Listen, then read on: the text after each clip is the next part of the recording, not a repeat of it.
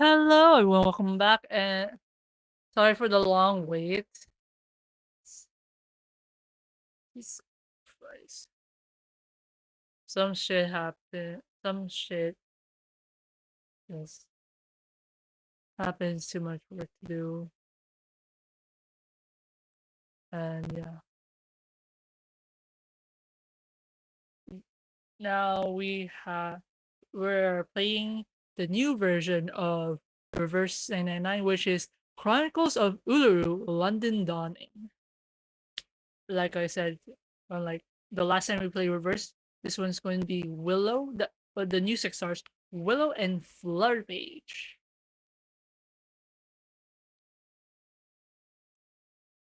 So this is a trailer for, oh, of course, globally. So haven't seen this yet, so let's do this.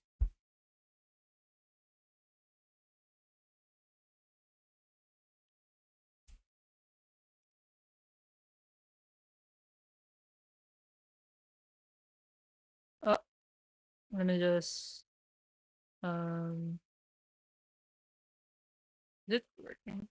Okay, okay, no.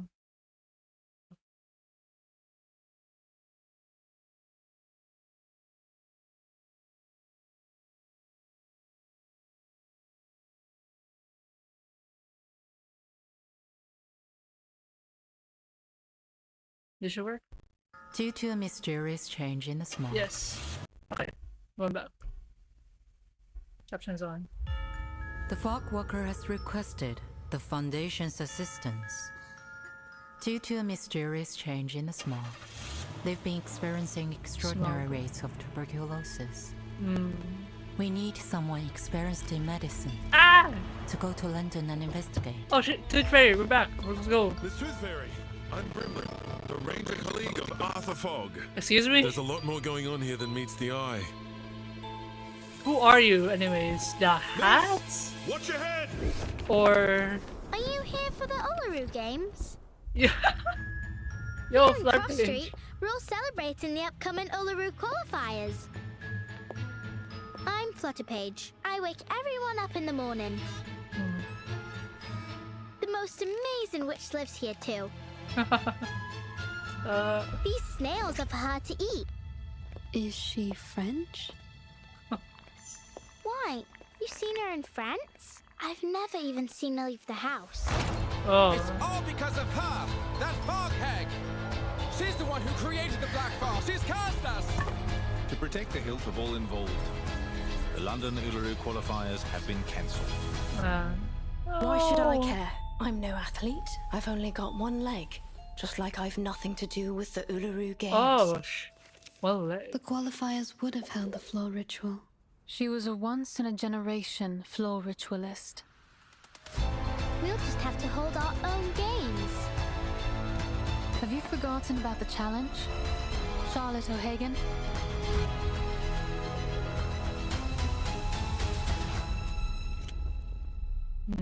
I don't care what anyone thinks. Oh.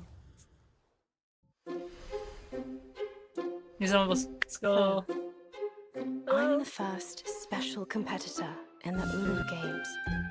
This music is interesting. Sure, there will be a second, a third. And I think I'll because not it's be like special weird for anymore. having this song with like They will what remember the me. story will be. Not for my broken just- leg. No. But for what I can do. I don't know. Oh. You're so cute when you nap on the sofa, all scrunched Questionable up like a friend? little kitten. Huh? Was I not supposed to look at you? What's the difference if you were sleeping? Hello, call me Flutterpage. I live in Millwall with my mum and dad and sister. Higher than the bell tower and even the clouds. Whoa. Once a slouch hat, now a fedora. You can change the It's the appearance, but fedora? I'll always be that Brimley. cheerful ranger committed to justice. And no matter what, I'll still be made from that pure Aussie wool. Aussie Just wool. as any true ranger would. So it's the fact that it's like Uluru Games, since it's Like, the Uluru Games is from the last we've seen. Jesus. Okay, free. Wish! God damn it, I wish there was something.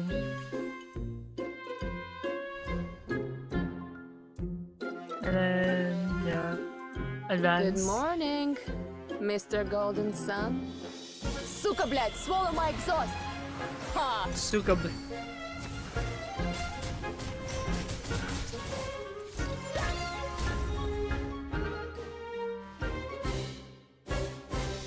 Okay.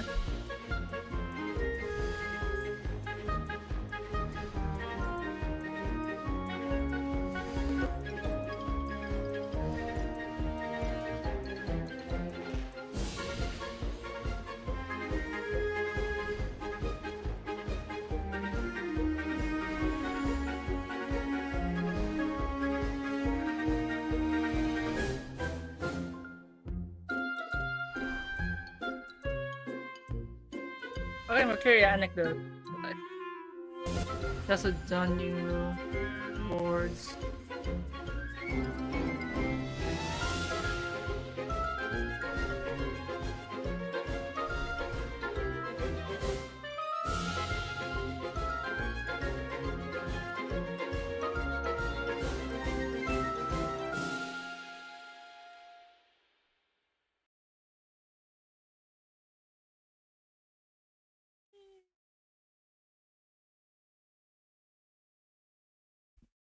Okay, see. I wish there was a way for me just immediately buy some skin, my dude. Like what? Oh, says Aussie, yeah, pure Aussie something. So is it it's really connected to like Australia or something? Because we know that the first appearance or first like encountered the older games is in Australia, like 1.6, I think. Well, it's like 1.6, 1.5. Like the return of the Uluru games. And the fact that we will go back or go to London to go to the Uluru games or something. Remember to have it. Anyways, let's now go to to the game. Let me just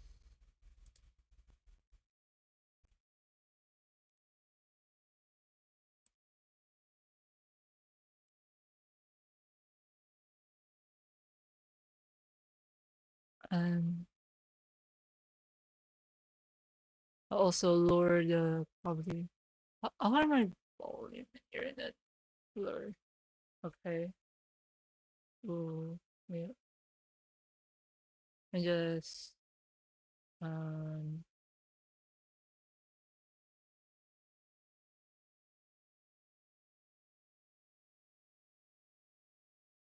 here.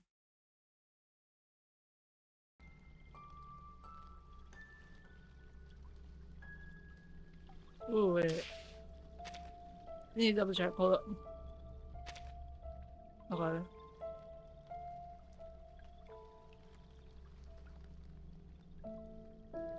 Before the stream, I did some polls now. I got Willow. I got her into the records. Here, you already see it.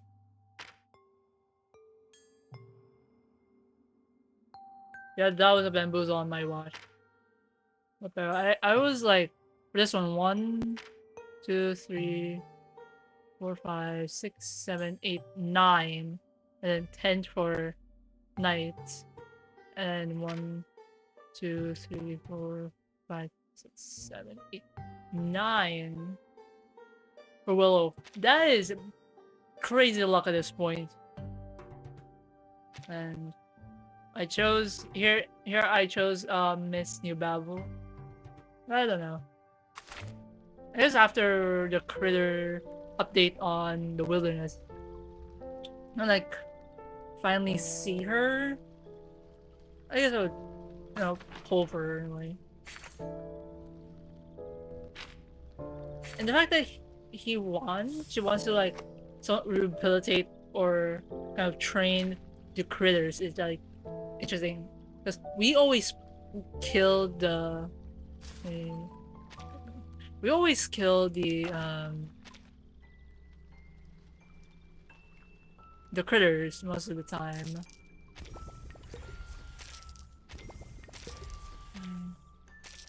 Let me just use. They're like a day now. I don't want to waste them. There's a save day, so we are going here. Okay. Chronicles of Uluru, London dawning. When the smog thickens, threatening to consume the light, who shall stand firm? Who shall charge force? Who shall raise their voice? Who shall become the flame? Who shall become the flame bright enough to cut through the haze? Okay, you got the soundtrack, which is Tooth Fairy and Flower Page, which we kind of saw in the trailer for this. Ooh, wait. Now I thought about it, since like Willow is like kind of out. Let me like thought of something. We haven't seen the let me like lower the volume, like zero the volume on my end, and now we're gonna watch the Willow's trailer.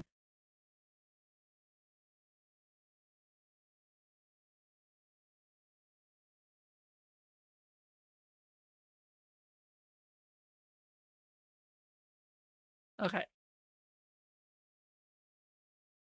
Let's see. Yes. Ah.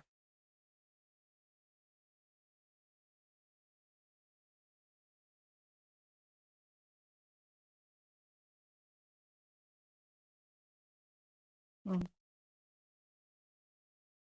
Okay.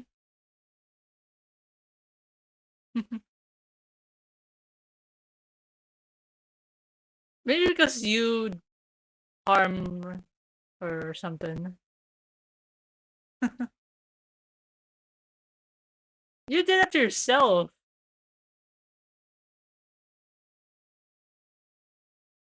Damn.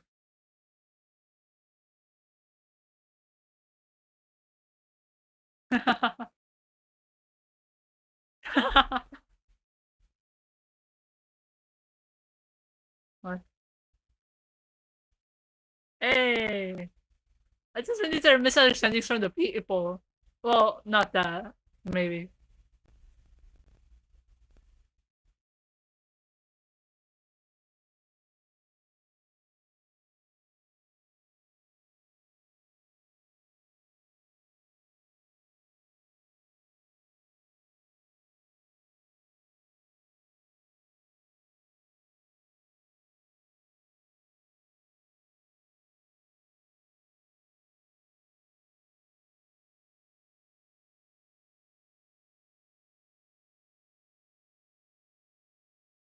Hmm.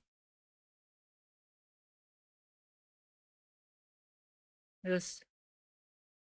Okay.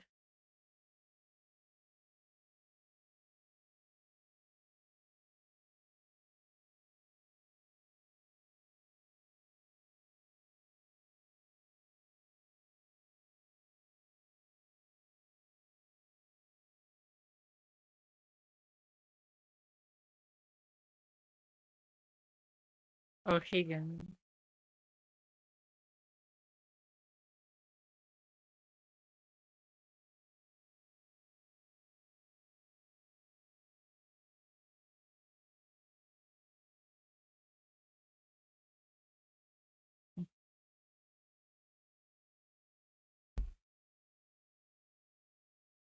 The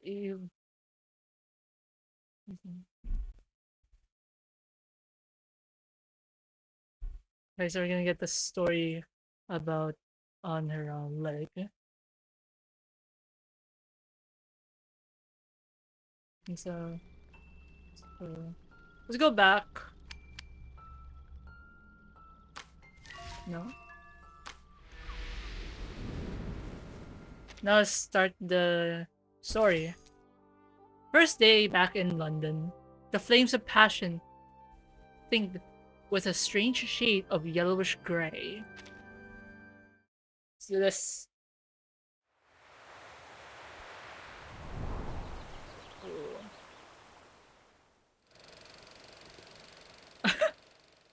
My dude, the old vintage freaking theater oh my god. Big Ben.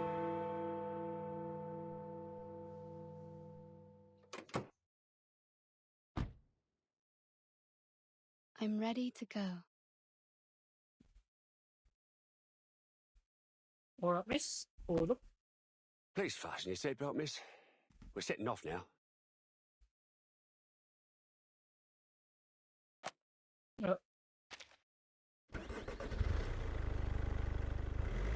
You ever been to London, miss? Yes, a long time ago. Long, eh? 5 years? 10 years? Longer than that. Come on, Finn. How long? You don't look 100 years old. The hospital is 2 streets away.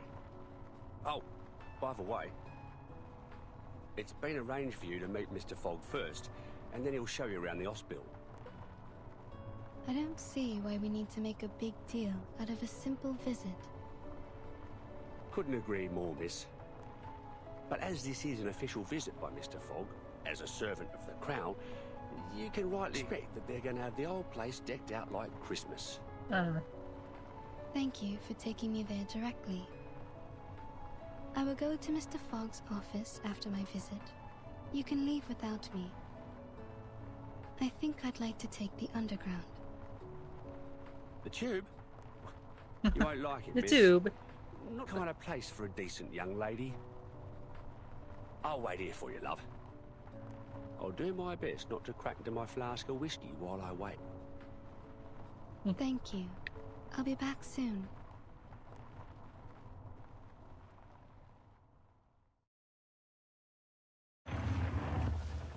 Oh.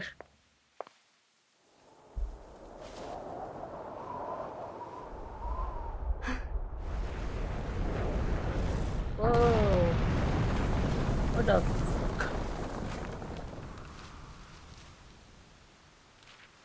When this happened?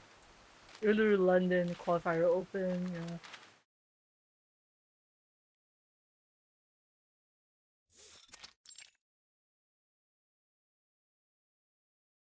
How are things at SPDM, Tooth Fairy? I'm hearing rave reviews about their school physician. I'm glad to hear it. Young children are particularly easy to soothe. A few candies and they behave just fine. You're a A little dentist, toffee yeah. or a nibble of a fruity sweet, and they've forgotten all about the Tooth Fairy's taste. Damn. A proper dose of sweets serves to calm the nervous system, and that doesn't just apply to kids. She pulls out a piece of milk candy out of her pocket and softly places it beside Madam C's mug of strong tea. Your work here is undoubtedly busier than mine at SPDM. Besides, you're directly responsible for our timekeeper, the little troublemaker. But I am sure you didn't summon me here all for a little chit-chat. I need to smile back there, what the frick?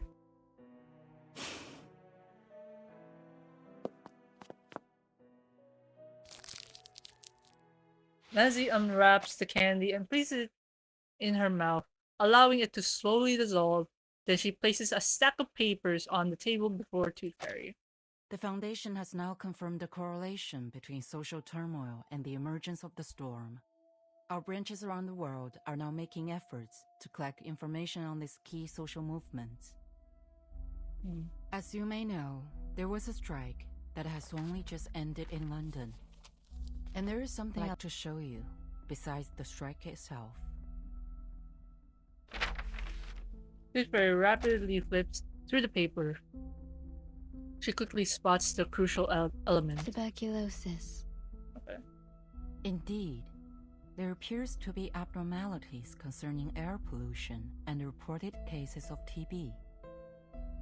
Compared to our records before the storm, TB morbidity rates are extraordinarily high, approaching levels that shouldn't be seen until the Great Smog of 1952. That makes sense. Mr. Fogg, the fog walker, has also reported that there is something unusual that makes sense about the on composition of the fog. Smog shit. The Great So, Smog. we need an insider with knowledge of the storm to visit London, ideally one with a medical background. I see.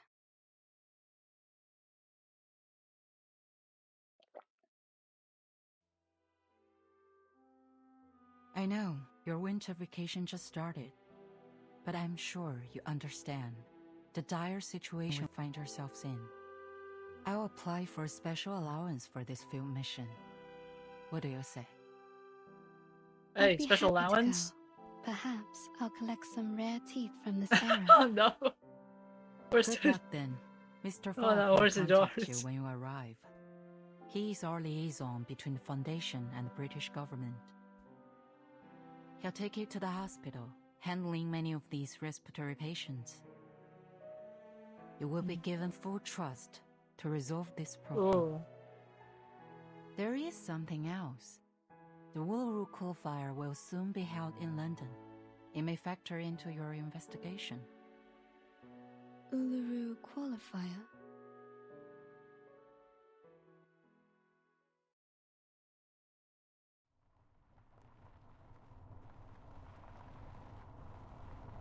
Let's open who will Uluru be London qualifier coming soon. Arcanist Fair in Cross Street. who will be victorious. Support Place your favorite bets. competitors. Winners will represent Great Britain in the Australian finals. Oh, okay. So Australia? okay. They shipped my uncle off to Australia back in the day. I always figured he got done in by a kangaroo. Yeah. But if the smoky gets any worse, This is I just think I might qualifiers. chance it. So they're trying to find the representative Maybe for I'll find London him in in the the outback Uluru there. Games. Okay. Or at least avenge him. When was the hold on? When was the Uluru Games on 1.6 or 1.5? This is somewhere 1959, somewhere there. Since it's they're talking about the Great Smog of Britain. With a tense frown, Tooth Fairy holds the flyer. The Uluru Games are not her current focus. That smoke seems to have severely damaged that hospital. But you don't seem concerned. We've seen worse, miss. You wouldn't believe how many houses we lose a year to gas line explosions. Nothing much can shock us Londoners. It's a city where you can meet arcanists from all over the world. Arabians, North Africans, Indians and Japanese. Who knows what kind of arcane skill they can cast. The police are on the scene now, but can they really do anything to clean up the hospital? Well, police have got their own way of dealing with things. None too friendly. I think you should bring this up to Mr. Fogg. He's one of the few folks that look out for the working man, and he's never afraid of calling out the upper class. I suspect Mr. Fogg will have known before we did. Let's follow the path of this dark soot on the street. Maybe we can find it, or its owner. As you like, miss.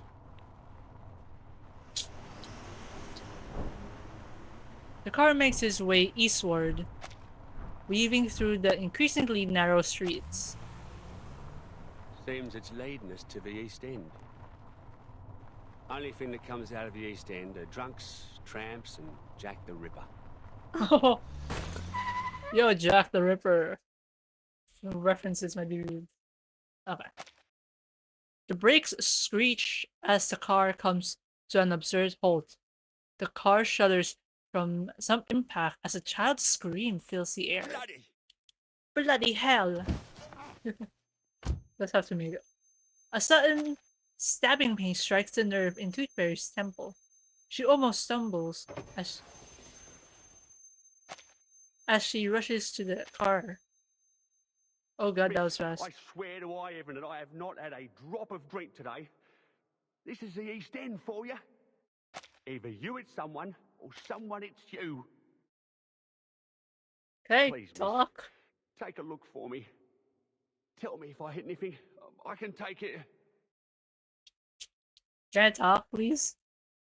Oh, It appears there's no one in front of the car. okay. A sudden stabbing pain strikes the nerve in Toothberry's temple. She almost stumbles as she rushes to exit the car. The driver's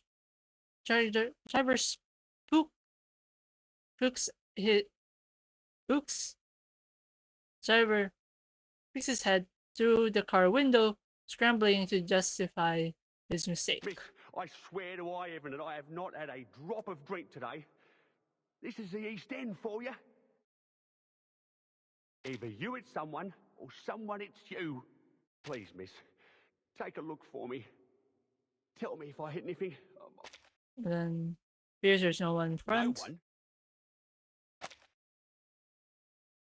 I'm up here! Oh! Look up there, miss!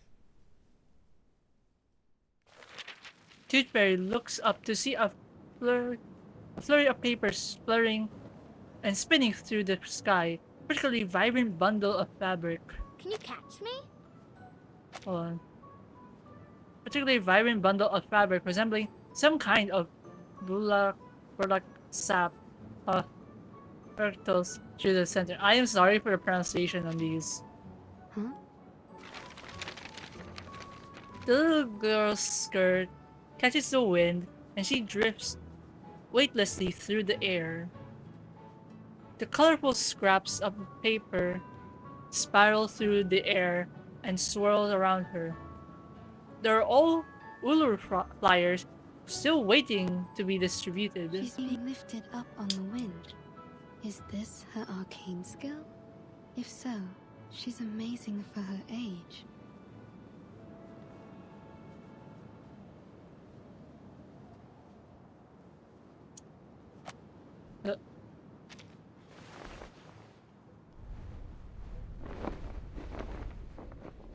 She gently descends, seemingly headed straight into Toothberry's arms, but at the last moment she shifts directions and lands You softly. lose. You ain't going to qualify for nothing like that. Few steps away. Damn, Are dude. you hurt at all? Why would I be? It's not even as high up as a canary nest. It's no sweat with the help of little wind. But the Sutakiki was hurt. The car hit his waist. I want to question, where is the car's specific waist area? Is this Sutakiki your friend? Yes, but he ran away. He's probably angry. I bet he's still around. He don't forgive easy.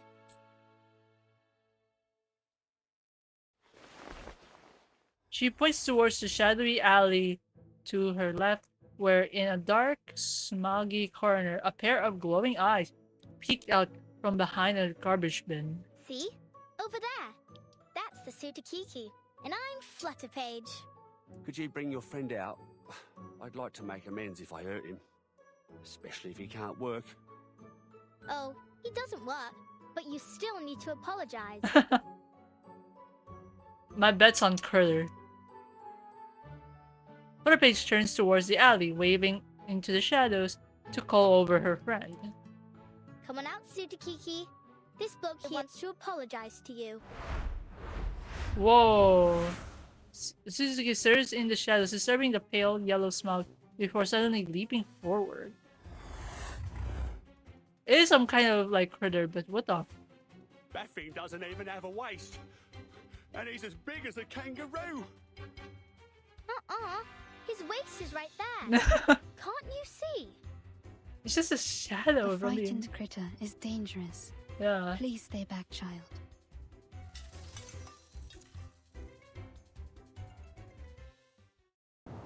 Are you finding it? Oh shit, we are.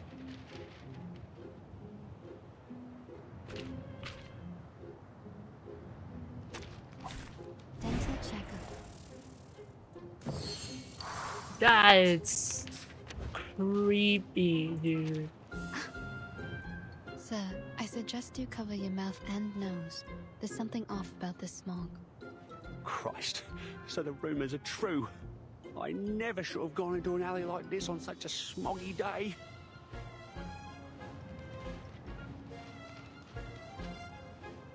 He's looking at the end of the alley. He must want to go that way. The smog's not as thick there. I think he wants to escape. Maybe the smog's harmful to him too. Gonna kill him? Okay. Wait, I can hear him. Good timing. there.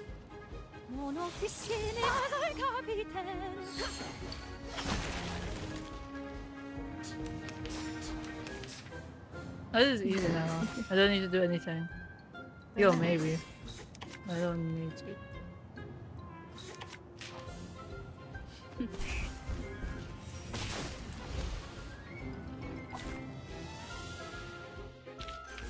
I've seen your struggle written in stone. Bollocks, bollocks! Turn over already, you stupid car! The engine roars to life again, its pistons drumming the retreat as the car carries through the streets. Why did Mr. Driver run away like the Sutakiki? He's worried for his car. If it got damaged, it could cost him his job. Bro left you. What the fuck? Lose his job? Oh, got it. I don't want to lose my job neither. What's your job anyways? Little girl gives an empathetic nod, but a child her age has no place in anything to do with the word work. He has a car, so I wager he makes more than 6 pence a week. How did he get that job? Can I do it too? I suppose you could, once you grow up. Here, Open your... it.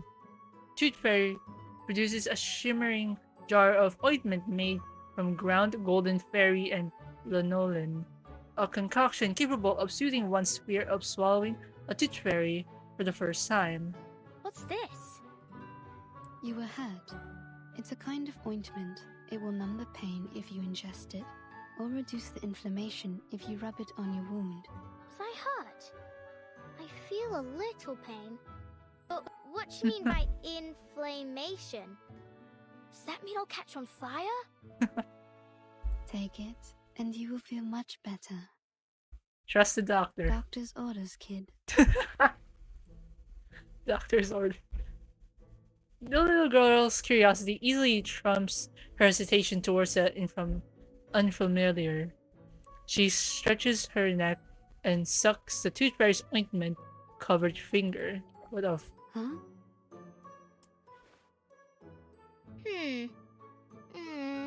It's a bit sour, like a moldy raspberry.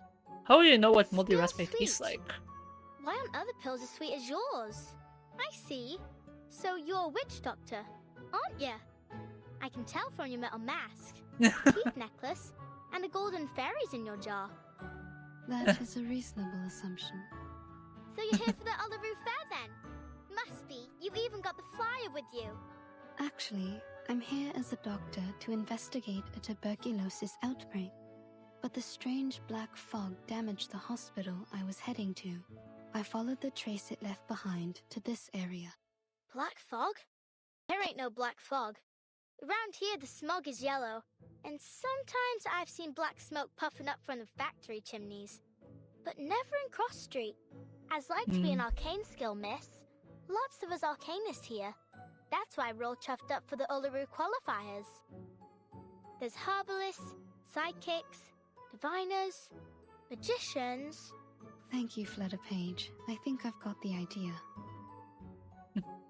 Left to her own devices, Flutter Page could recite the job of every arcanist on the entire street. Great! Then I'll show you around. You'll like it here. Flutter Page grabs Tooth Fairy's hand and drags her towards the heart of Cross Street.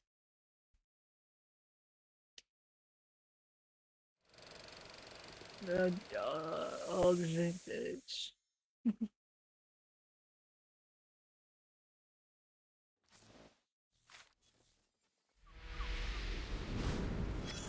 Okay. Okay, so in... Oh, we have people now. This brochure is issued to all Uluru qualifier participants and intuists. Full details are found on the back. Turn over. How long is this? Not long.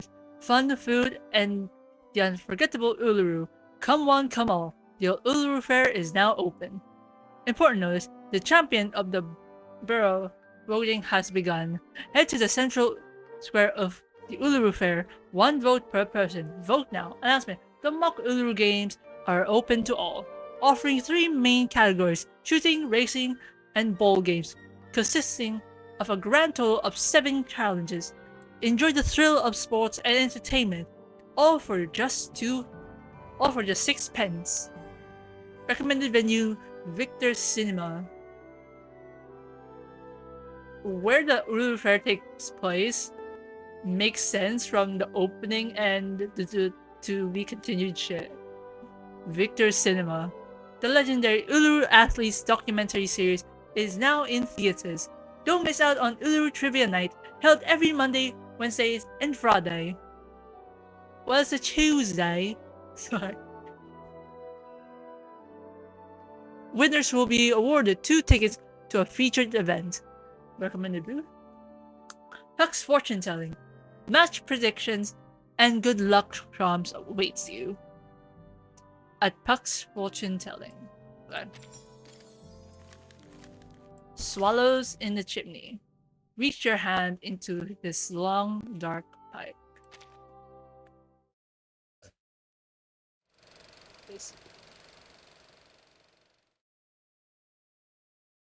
Welcome to Cross Street!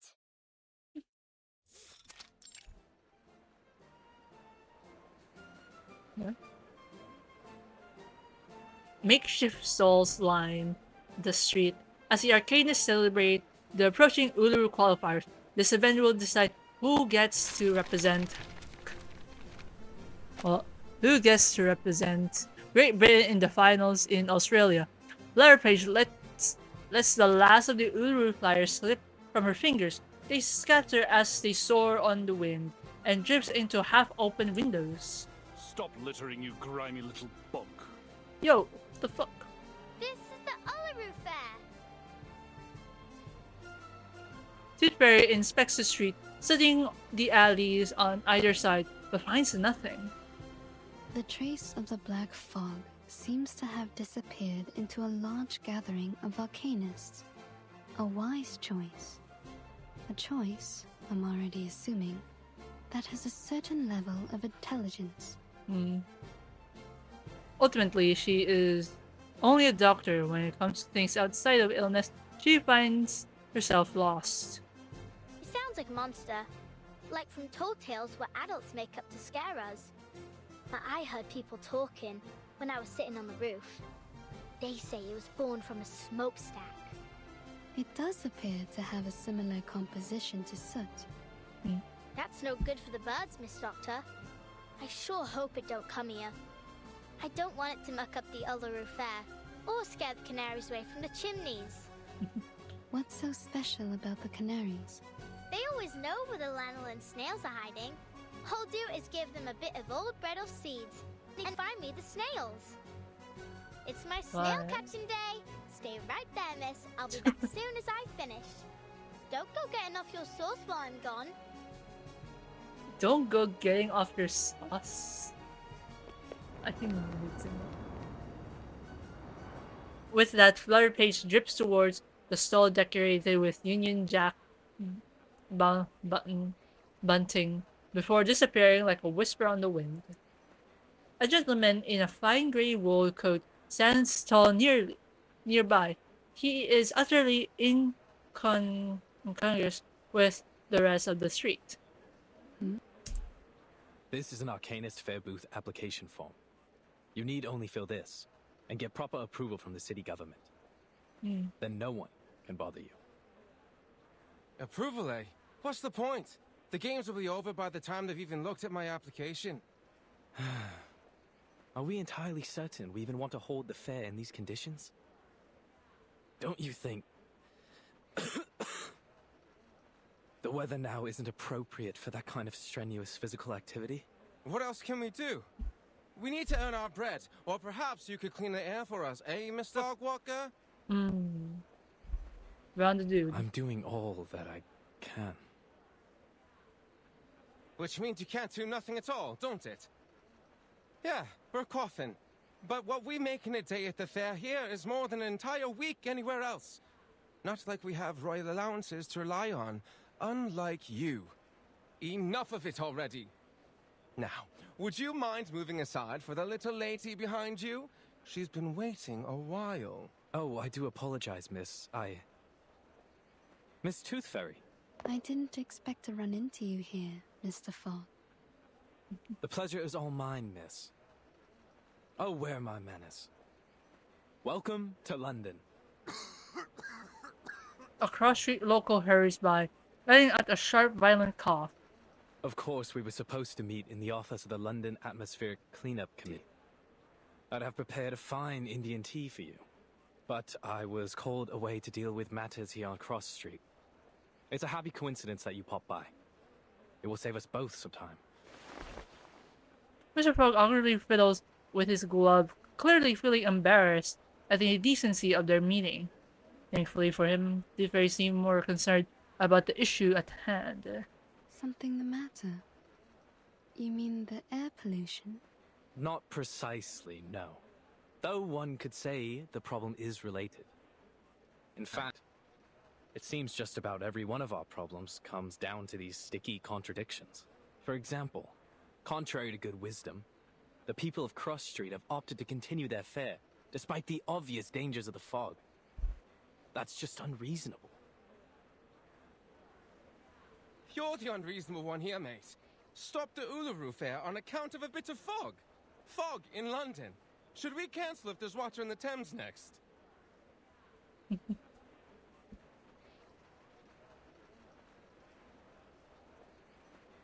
Citizens should be made aware of the harm caused by fog and reduce unnecessary outdoor activities. Pardon me, you lot government officials? A few bossy buddies gather near the two of them, ready to catch the latest gossip. You saying we aren't allowed to celebrate the Uluru qualifiers? So what are you expecting us to do? Just watch the games and then pop off home? It's not like there are many events left for us Arcanists to celebrate our own country. Sir, you seem to have quite a severe cough. Oh, it's not so bad. Just a little curse is all. Doesn't matter none. A good Arcanist healer can cure me. That's exactly what I've been talking about. A curse? Good lord, man. You have a disease called tuberculosis. You need a proper doctor, not a healer. Maybe this is just how citizens in Cross Street best comprehend the disease. In the Arcanist way. It's not a matter of Arcanists or humans. Tuberculosis is caused by the presence of bacterium in the air. It can't be cured through ritualistic purification or... You just don't get it, do you? It's not like that. If this tuber what have you is the reason, then why does my chest burn like hell? I've never heard of no bacteria what could do that. You feel like your chest is burning? Like swallowing a flaming coal it is. It all started this month. Never felt anything like this before.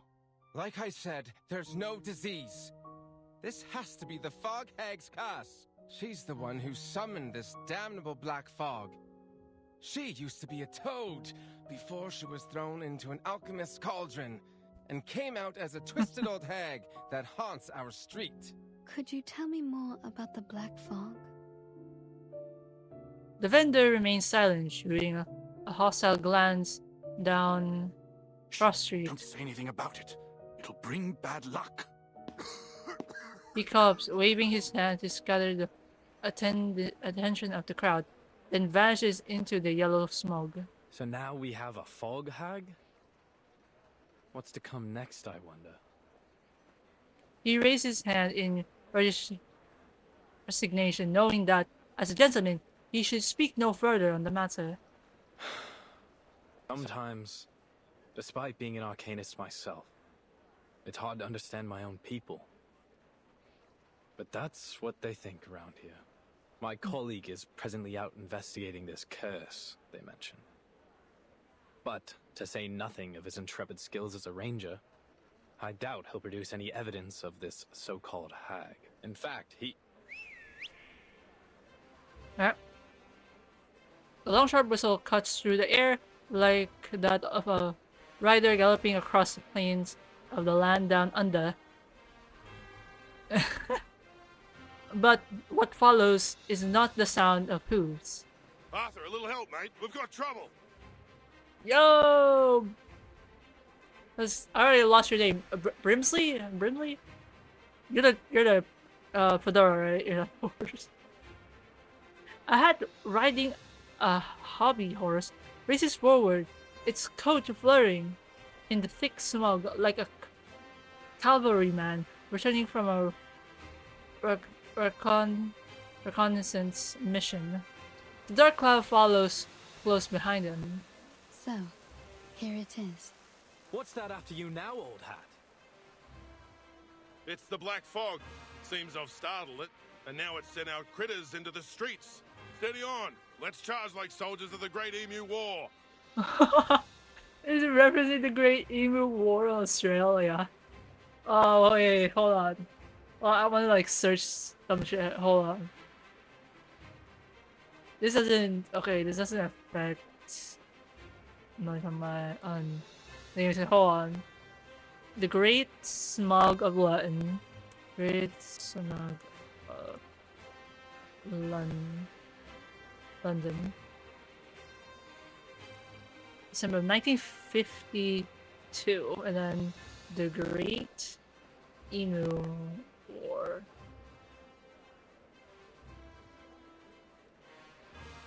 Hold up, I need to check. Steady on, let's charge like soldiers in the Great Emu War. Okay, they're kind of close in a way. Hold on. Dates back. It's like a short period. It's like, I mean, like weeks at this point. It's like, yeah, I mean, we're on 1932. So yeah, the fact that like reminisces. Hold up. I have to like go back. Hold up. Excuse me. I need to do something real quick. Where is it?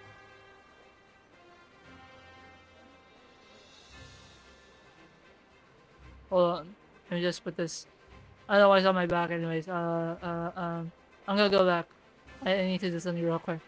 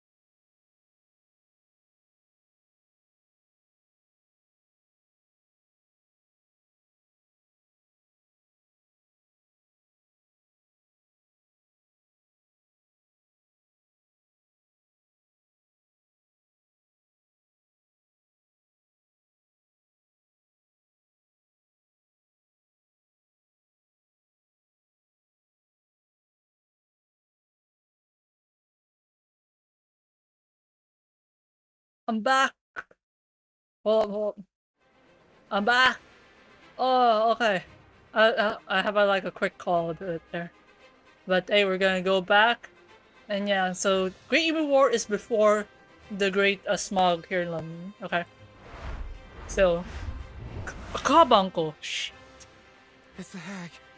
The hag's cast is coming for us. You gotta be kidding me. I bet you gotta like pull. I just I'm thinking of pulling off or something of like a horrible British accent at this point. I might offend some people, especially British people. Those nasty critters are coming from her garden. Run! Can we follow the critters at this point? So it will lead us to Willow. Now thinking of doing that freaking British. That's it, hold on. Could we just follow the critters to just lead us back to her house? Good God. I'm definitely gonna offend some people at this point. Okay, Penetrate. Advice from the forest.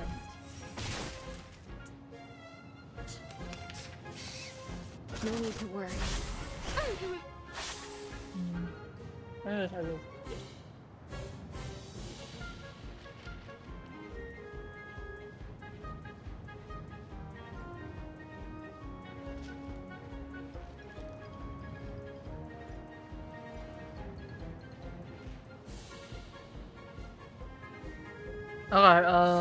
this one I guess. Relax. I can hear it.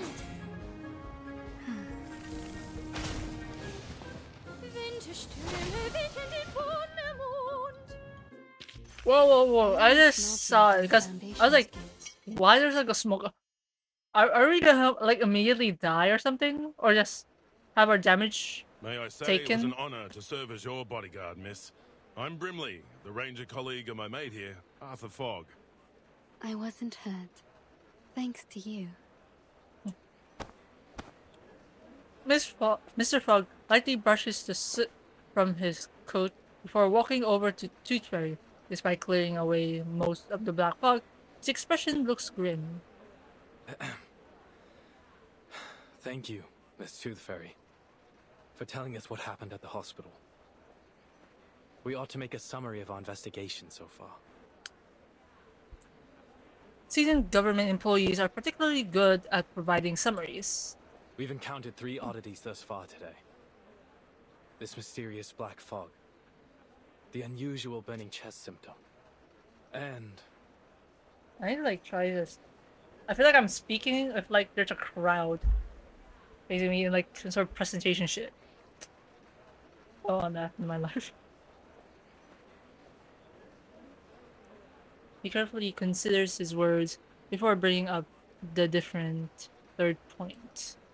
this so-called fog hag living on Cross Street. Well done, mate. You did it. You said it out loud. We may just break the ice of your soul yet. I'm only doing my due diligence by quoting the title verbatim. Back to the topic. Combining these clues together, we should assume a causal connection. The hag releases black fog, giving Londoners this variant of TB with the burning chest symptom. I just want to just figure out if there are any like TB cases of burning chests.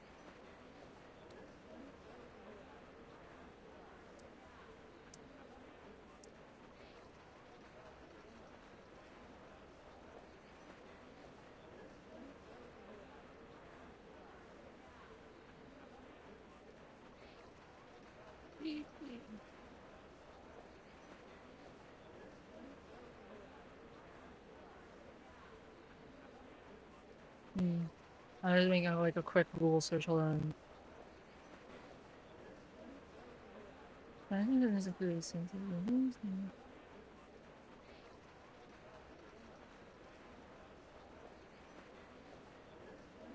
Oh, so it's like a part of tuberculosis, of the signs and symptoms. Okay. When did you move into 221B Baker Street, mate?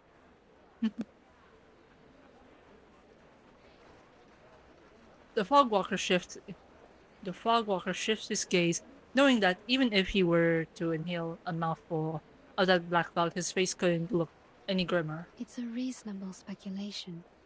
If so, then the first thing is to determine if such a lady lives here on Cross Street. We'd better pay her a visit. If you insist, Darl. Darl? Like, I guess like short term for darling, but what? I can already confirm that for you. She's here, all right. Down at the house at the mangy front garden at the south end. Very well. But might I suggest we don't all go in a rush to pay her a visit? We know nothing about her. Or even whether this hag is a danger. A little figure squeezes in its way in. Flutter page? Oi, Miss Witch Doctor, you done talking to Mr. Fogg and Mr. Hat? Flutterpage, where have you been? Wasn't you listening? I was off catching snails. True. With a bit of help from the canaries. Flutter page lifts an old glass jar filled with snails. Good on you, little tacker. That's quite the harvest. She tucks the jar away in the folds of her clothes, then lightly grabs the hem of Tooth Fairy's coat. Shall we then, Miss Witch Doctor? Where are you taking me? Thought I'd show you around Cross Street. Figuring since I'm the best guide here. Are you? Then, do you happen to know about the house at the south end of the street? Fluttershy pondered for a moment before her eyes widen in realization. Actually, these snails are for her. You can tag Ah. along with me to see her if you like. Shit.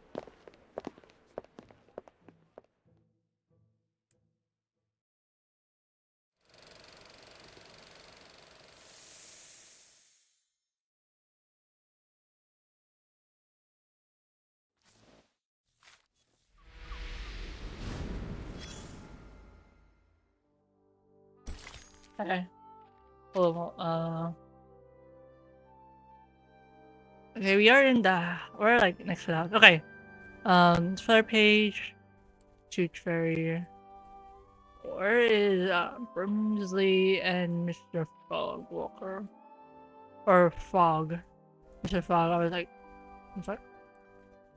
Nothing else. Search for Fog Hag. A recluse shrouded in rumors.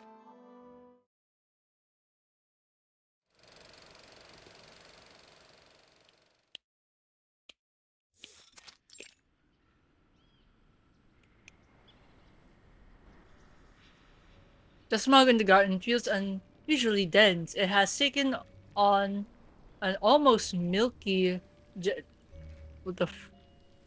gelatinous quality.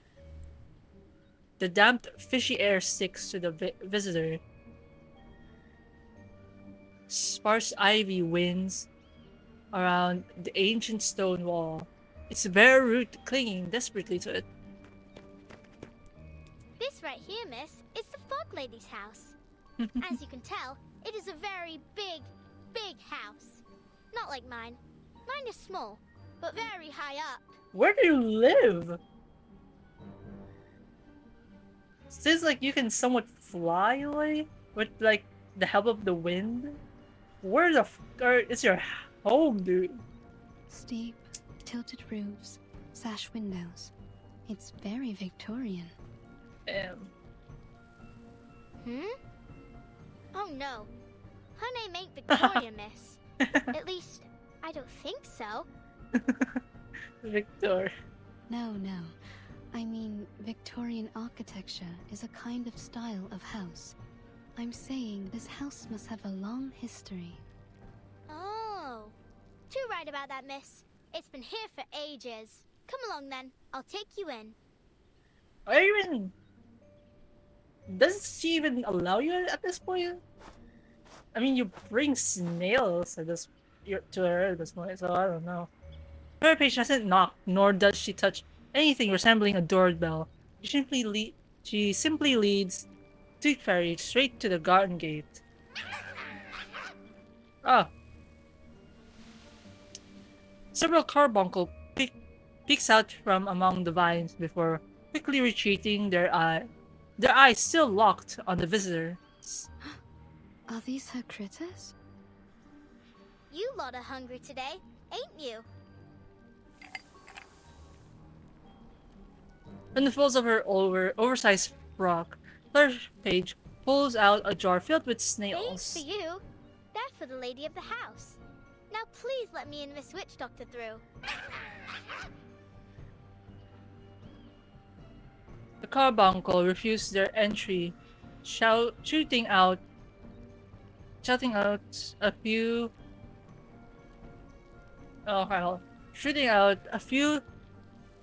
tendrils to form a blockade. Sorry, Miss Witch Doctor. They was much friendlier before. You've been here before? Yep. They always let me in straight away. No clue what set them off this time. New visitor, maybe? Claire Page stands on her tiptoes, planning to hop over the barrier. But after a quick glance at Tooth Fairy, she abandons the idea. I don't rightly know what to do. I try calling her, but it won't do much good. Even if she heard me, she won't come out. You're saying she never leaves her house? Not that I ever seen. Do other people visit her? No. But you visit her often? She likes when I bring her snails. You think she eats them? If she's French, probably. But I can hardly say she's French, as far as I know. Let's All see. I know is I gave her her snails. And then she asked me to stay around her house for a while. At least she likes her company. When she's not in a sour mood, she even teaches me some words for arcane skills. Oh, she's actually But if good. she is sour, then all she does is hand me some books, and I can't even read most of them. Don't go asking her too many whys. If you do, she says, "Get out!" And you got to go. So far, the longest I stayed was a whole afternoon. I see. Tooth Fairy surveys the old mansion. To her, it looked more like a small castle than a house. She decides not to disturb the vulnerable witch dwelling within it. Maybe I'm the reason they aren't letting you in. Just stay back here. All right, then. Stay there and I'll tell her about you, miss. Carbuncle lowers her guard as Tooth Fairy retreat. The strange plants and critters in the garden clear the way for Flutterpage as she makes her way down the path. Flutterpage raises a snail jar high above her head as if presenting some kind of token. Miss? Do you hear me? Wakey, wakey!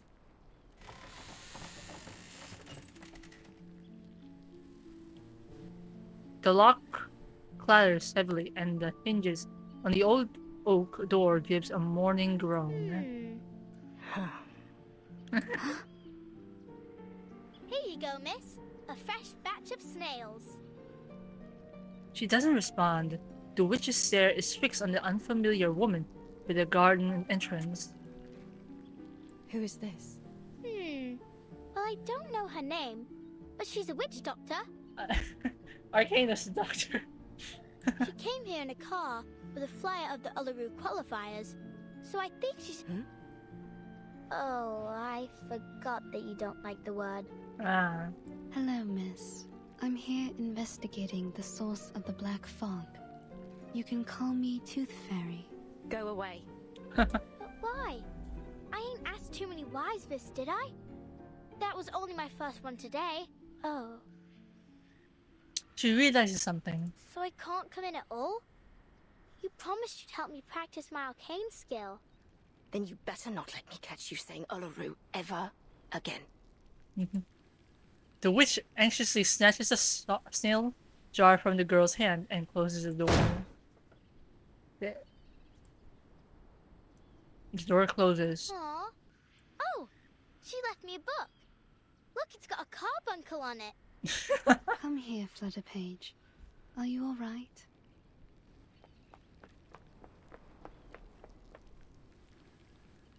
I thought I could play at her house today. Would you like to do something else? Like what? Like, see your new friend, Mr. Hat? Mr. Hat?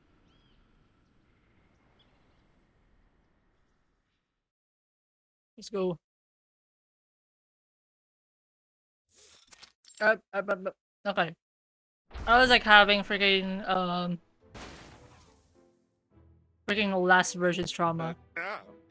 Ms. Flutterpage, I'll ask you to not wear me on your head. I know I can fly, but that doesn't mean you can treat me like a kite. Besides, I'm due to begin my patrol. I need to do... A gust of wind blows grimly into the hallway, spurring Fluttershy. I think Fluttershy. What the Flutterpage to give chase. That gives us some time for business. First of all, allow me to express my respect for your adventurous spirit. A haunted hag mansion whose owner feeds on snails. To visit her so quickly on your own initiative was a bold move, Miss Tooth Fairy. He now has no choice but to admit the existence of the witch. Here's your tea. No sugar. Just as you asked. And of course, he has kept the promised Indian tea at the forefront of his mind. The connection between this lady and the black fog will require further confirmation. However, judging from our encounter, she doesn't seem to have much concern for the world outside her home. I also noted that the word Uluru seemed to irritate her. Uluru? As in the Uluru Games? Not a fan, I take it. Not the fan. I was like, hates so much that she doesn't want to hear the word Uluru ever again. It's certainly odd for an arcanist to have a negative impression of the games, though not unprecedented. Which reminds me of this letter. I suspect our fog lady might be glad to hear it. Mr. Fogg places a voice layer between the two of them. The paper swiftly transforms into a wide mouth. Letter from the St. Pavlov Foundation Uluru Games Organising Committee to the Uluru London Qualifiers Organising Committee.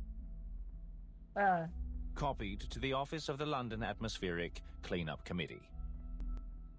Due to the rapid deterioration of air quality in London and the presence of an unidentified arcane-related tuberculosis outbreak, we regretfully have decided that the Uluru London qualifiers will be cancelled until further notice, to protect the health of competitors and spectators. Yes. I'm like thinking that the people would not be happy about this. Competitors still wishing to participate are encouraged to register for the qualifiers in Paris or other cities. Oof. Without money, that's hard now. The paper folds itself up and drops back onto the table. Mr. Fogg sighs. I received this shortly after submitting my report concerning the events on Cross Street. They're right. It's better for everyone's help. No objections here. But it's certain to cause a stir.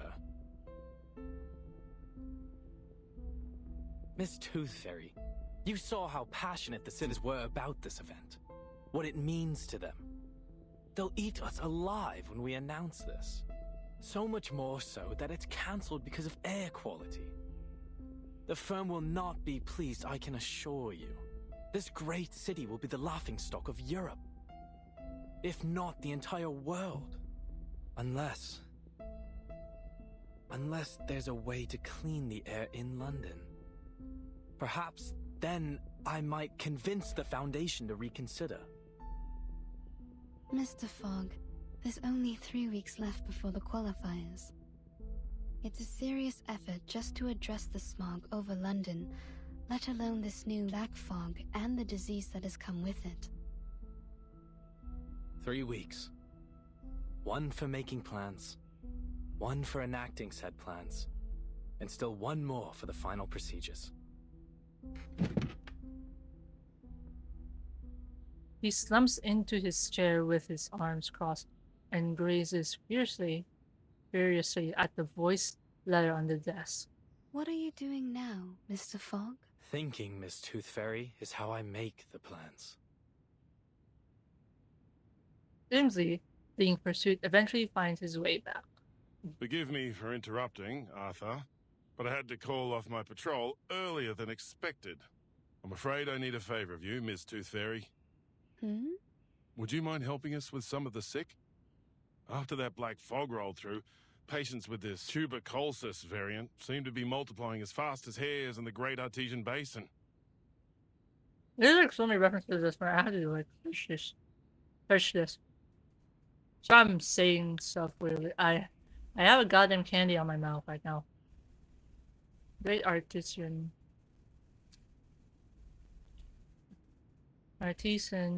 Basin. It is also Australia. What are you referencing? Anything to multiply as fast as the hares. Okay.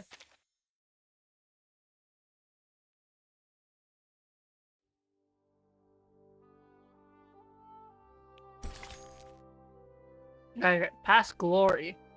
What has been engraved in your mind, seared into your sight, and etched onto your very being?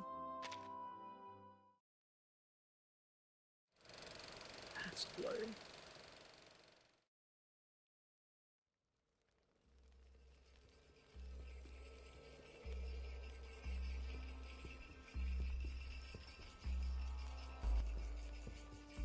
Through misty woods, on paths concealed by haze, he thrice died and thrice was born in ancient days.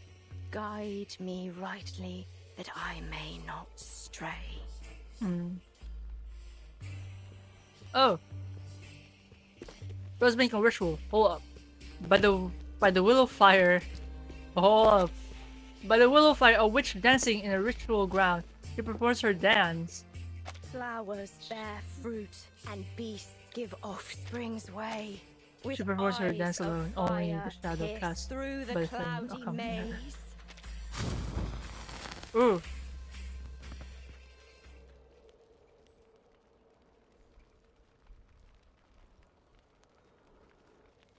Oh. Failed again.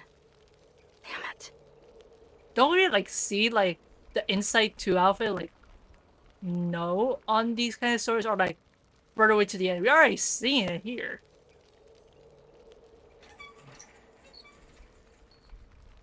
She clutches her right leg, her fingers turning white at the tips.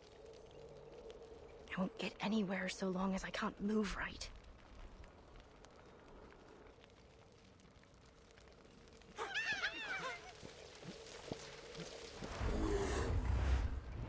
The typically docile carbuncles are now locked in a frenzied screeching match. What should have been a coughing ritual has quickly turned into a bloodied war drum. And all because of a single misstep. Enough! The last thing this haunted old place needs is another crazy creature. Whew. Oh. Can I be... No, fuck. I don't have any like, built up beast, characters yet. I thought it was an academic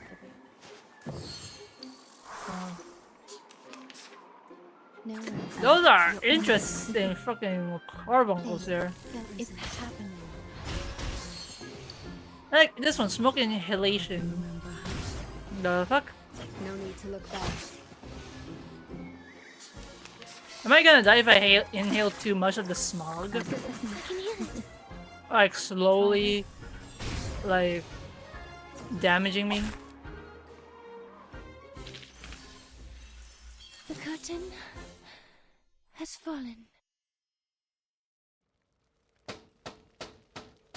Miss Willow! I swear to God.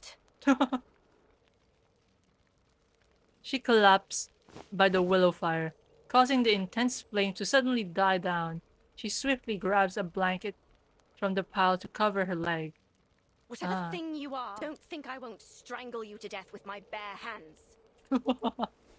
Okay, one, she is she's British, not French, so now we're sure that she's not eating those snails. She struggles to her feet, but just as she's about to stand, one leg gives way. Off. Little girl stumbles through the window and into the room. Are they not allowed to like put bloody hell? But I think they did for Regulus in like the first 2 or 3 chapters. Bloody hell. Or is it just like bloody and then bloody hell? She tries to lift herself up for the second time but can only support half of her body. She looks up to find a little face among a pile of stitches and re-stitched clothes. There could be no more embarrassing or infuriating way for another to behold her. You. What are you doing here? I only wanted to show you the arcane skill you taught me. Third page nimbly gets back on her feet, bouncing around as she shakes off the dust. Seeing that the girl is unharmed, the witch turns her face, hiding her fleeting look of concern. But you are in a bad mood, aren't you? What happened? I promised I didn't call you Miss Willow in front of others. You said I can call you Miss Willow when there's just you and me, right? And you actually listened? First time for everything, eh? But it's not about you call me. Then what is it? She stares at Willow in confusion. Suddenly, she realizes why she's lying on the ground.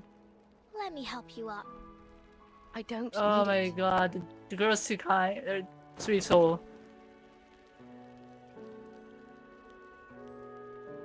With a flick of her wrist, Willow's coat and hat leaps onto her like loyal dogs.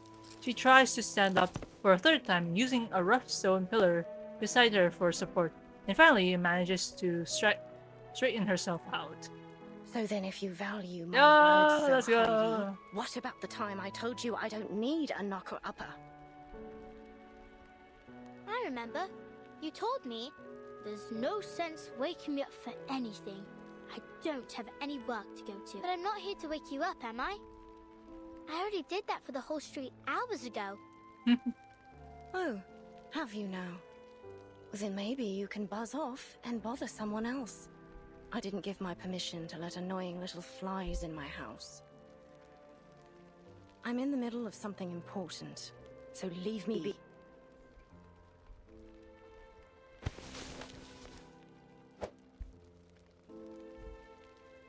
Willow grabs a broom handle and points it towards the window flower page opened. Just one more question, miss. I'll be quick.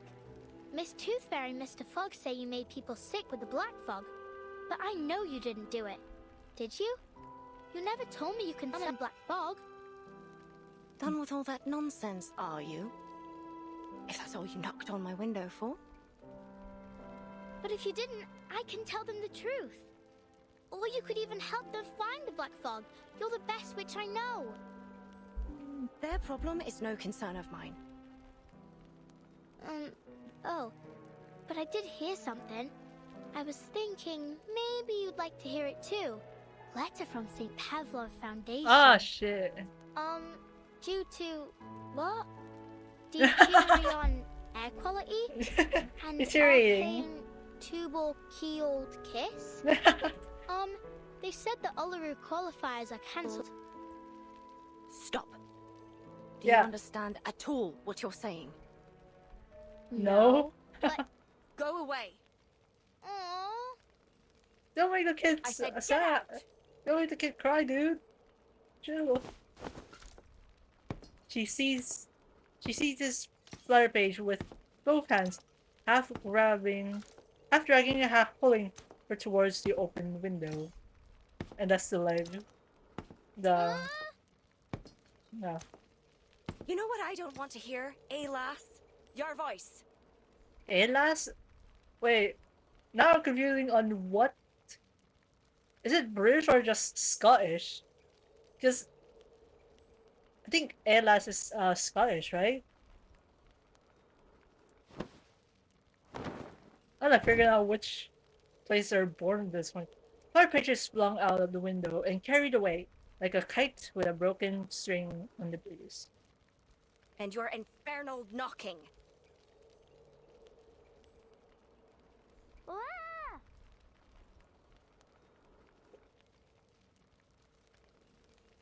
Don't you never take another step into my house. No! No! Don't do this, little please. She's just a child. And, okay, it was... The room reverts to its familiar silence, no life save for its solitary residents, just as it has been for the past decade. Her hastily thrown-on coat and hat slips to the floor as Willow leans on her right leg and limps over to the storage table filled with bottles and jars. There's still enough mucus left over from yesterday's snail for her to use. She pours the liquid from the jar into the cauldron. Just a wee bit left. She sets the fire lit, and the lubricant starts to bubble in the cauldron. Eat snails? Let them think what they will. I don't care. The fog hag. A toad monster. Failed work of an ancient alchemist. Yes, of course, Charlotte O'Hagan. You're nothing but an ugly, evil, terrifying fog hag living in a haunted house. You deserve every bit of it.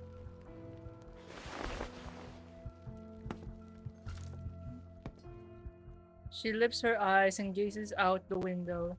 To her surprise, she can see the moon, a flurry of small clouds slowly making their way across it, and a flock of silhouetted birds swooping and swerving in tacit harmony.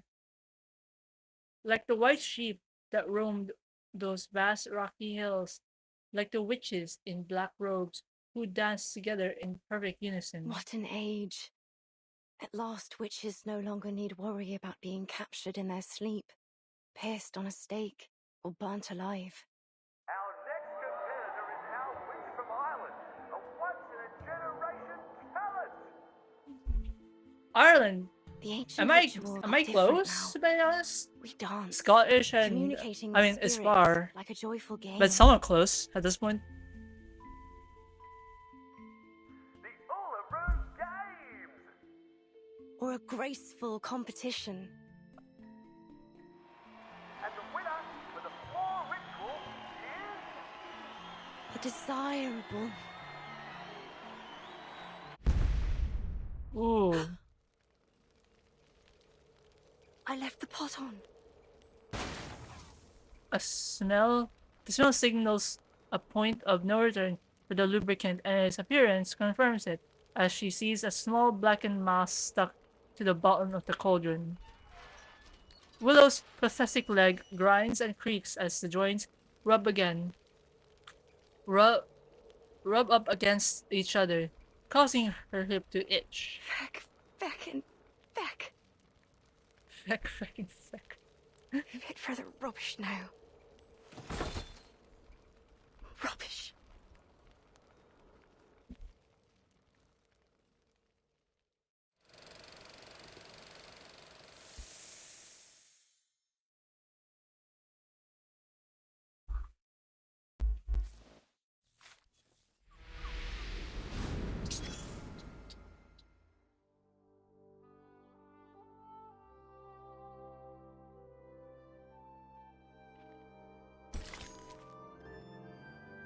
Yeah, the townspeople and then Fluttermage. Little knocker upper. The wind blowing through this place has seen everything.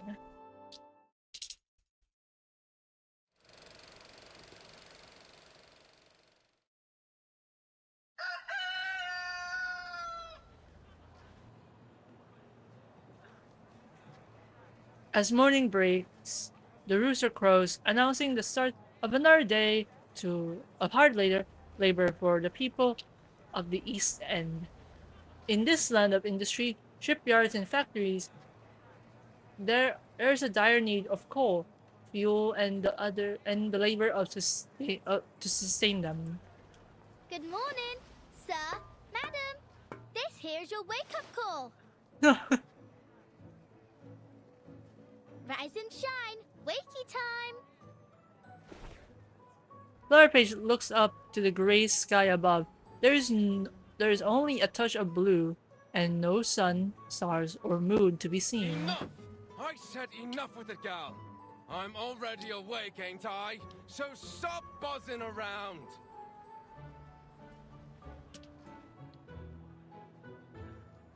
My dude, he's just a child. The seasoned knocker upper deftly dodges the basin full of foot-washing water that has been flung out of the window, slipped through the alley and onto the next street. She still has a job to do. Wakey, wakey! Morning's here! Mrs. Wilson, you awake? You can't be late again, or old Mr. Pig Eyes will be on you with his bell. What happened? Didn't she hear me?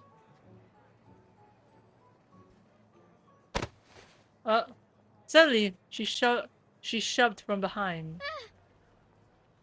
Oi, who did that? Shut up already, Liberty. Didn't you know Mrs. Wilson was sick? She's sick?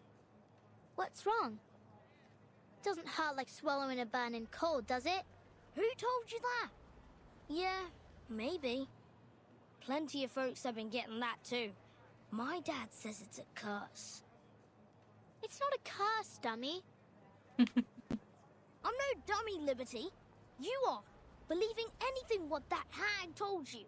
She's a dirty, ugly old liar, and she's the one who cursed everyone here.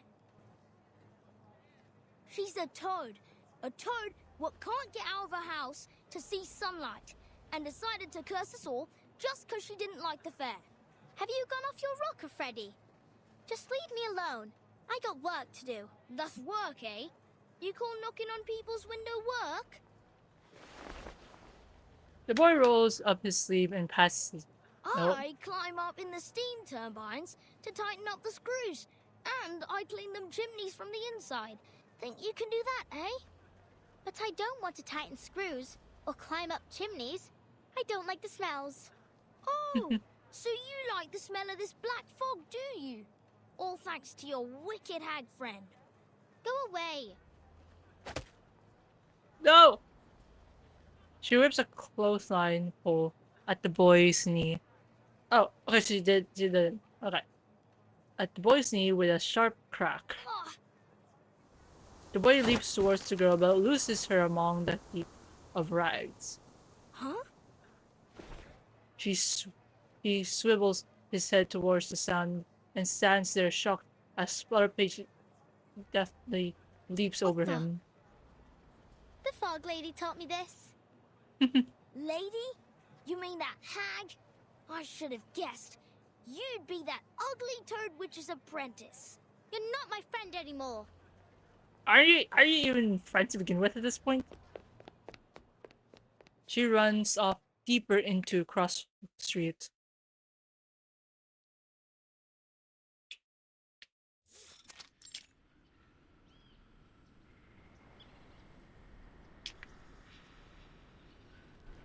The old mansion looks just as it always does, from the strange garden to the ominous building, half lost in the haze of the smog. Even so, Flutterpage is hit by an unusual feeling, one she can't quite place. It's not snail delivery day, but after she threw me out of the house last time, Maybe I'll go apologize. Maybe then I can learn some more tricks from her. Or at least read her books. To Claire's eyes, her waverly. Hello, hello. Now, why didn't you let Miss Tooth Fairy in last time? She's not a bad person. She even gave me some flying medicine. It was sweet and sour. You think Miss Willow's lonely? She needs new friends. And maybe some flying medicine, too. The carbuncles seem to reject her assessment, leaping side to side in a clear display of defiance. But this time, I won't go through the window. Not that I get why she was so mad. Was it that I stopped her from eating breakfast, maybe?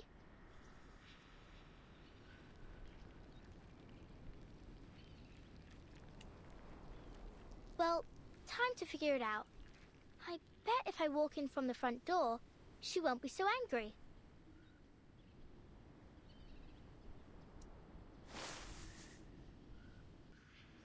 Laura Page enters the garden as she always does, except this time, the carbuncles don't make way for her.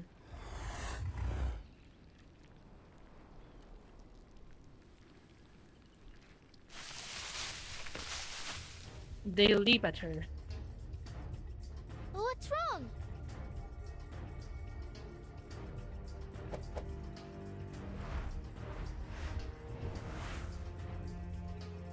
Laura Page swings the clothesline pole, but fails to drive them off. They close in on her, malice in their eyes. Fortunately, reinforcement comes galloping through the smog. Miss Flutterpage? What in the blazes are you doing here? Good lord, I hope you didn't get hurt. Brimsley. Mr. Hat! Ms. Bartley, I'd advise you to please stay a safe distance back.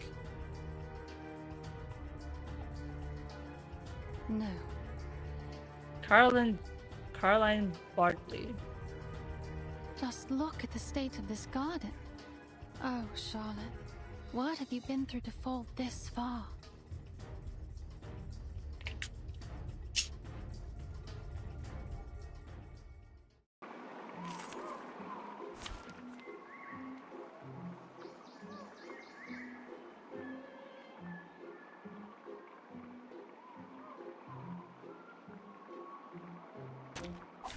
It's an honor to meet you. Just finish No. this quickly.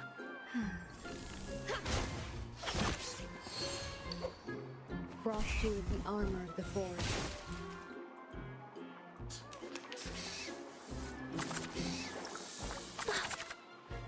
Relax. Frost you with the armor of the forest.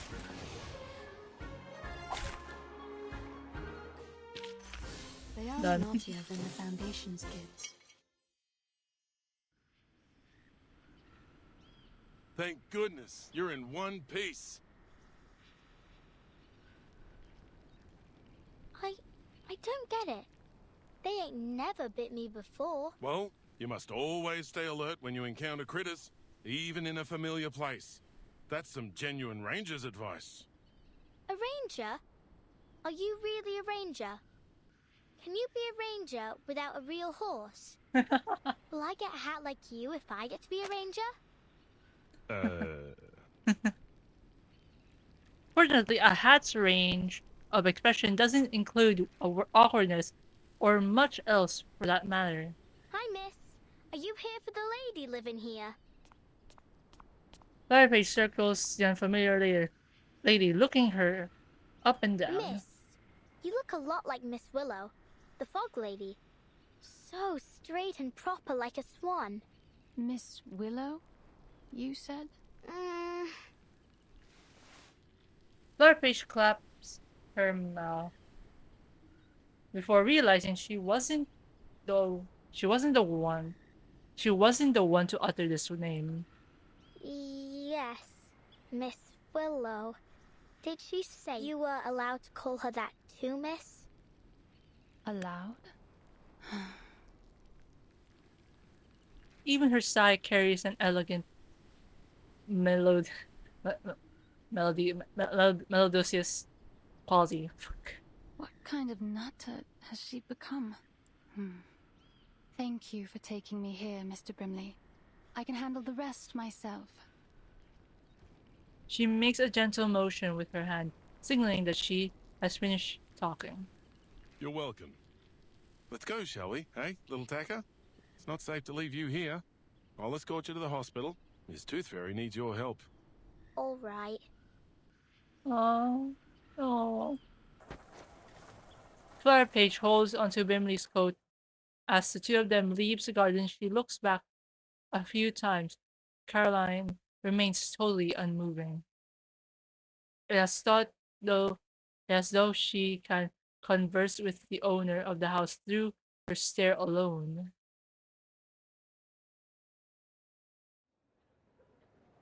Oh no! I want to see their interaction. I thought the hospital was a big building.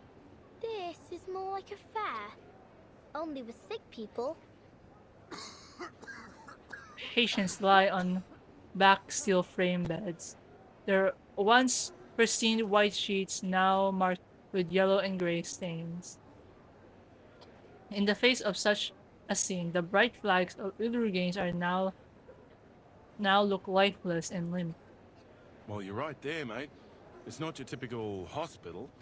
Arthur's calling it the London Emergency Relief Centre for Special Tuberculosis Patients. But it's still kind of a hospital, ain't it?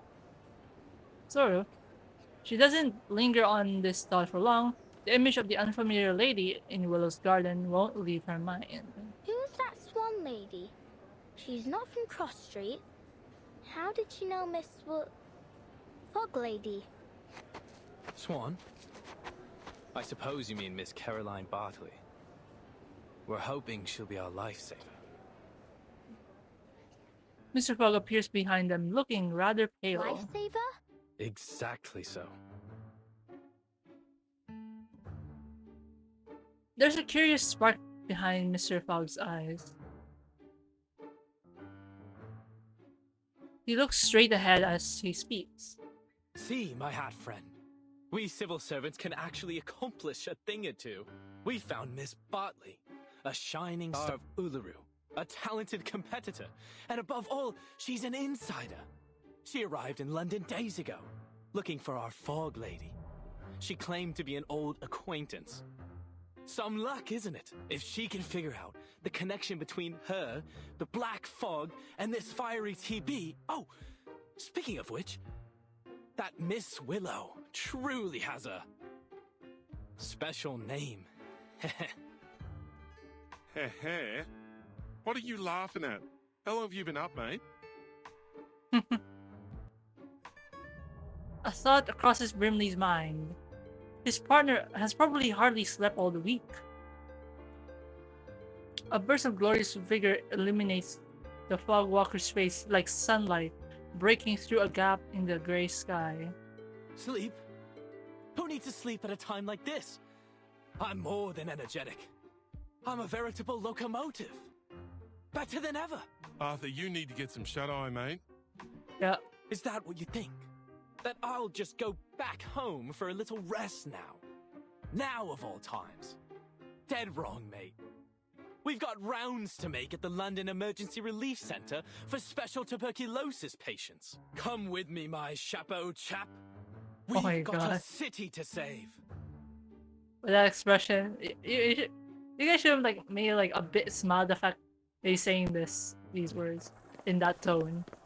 Mr. Paul grabs the hobby horse and hoarsely drags Brimsley away with him. All right. Miss Flutterpage, go find Miss Tooth Fairy, would you? She said your arcane skill might be of some help. The two of them quickly vanish into the streets. My arcane skill? Help? How can I help a witch doctor? Maybe Miss Tooth Fairy will tell me. But where is she? So many people here. I can hardly tell them from one another. Oh, but she has got those golden fairies with her. Maybe I can see them. Like how Miss Willow taught me. To control the wind, you need to learn to see it first. Can you see the wind, lass? Only when it's blowing something around, like dust or old paper. But I ain't got nothing like that with me now. I used all of it when Freddy tried to catch me. Is there anything else I can use? She scans through the pale yellow smog, the fluttering Uluru flag informing her on the wind's direction. Oh, I see it. The wind picks up. The flag, along with the people's clothes, start to flutter in the same direction. What with this wind, eh? Where's it coming from? Oi, me hat! Please, is there any good Samaritan who can spare a blanket? Oh, God bless you. The smoke dissipates in the wind, and for a brief moment, the air is noticeably clear in this small corner of the world. At one of the beds, a clear golden fairy is being held by its wing and placed into the page. Miss Tooth Fairy! Flutterpage, there you are. She swiftly closes the patient's mouth, making him swallow her bizarre medicine before walking briskly over to Flutterpage. What's wrong? We've got to find a way to clear up the sky.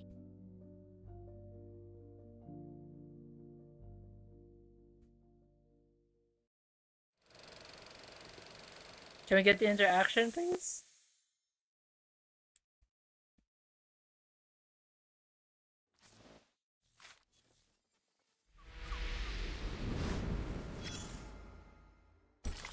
Yes!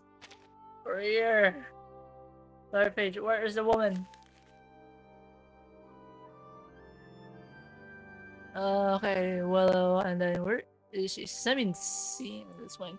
Black Swan, a self-portrait, a reflective depiction of oneself.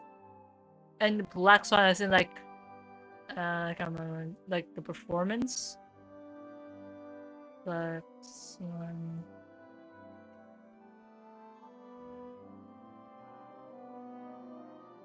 Yeah, the ballerina shit.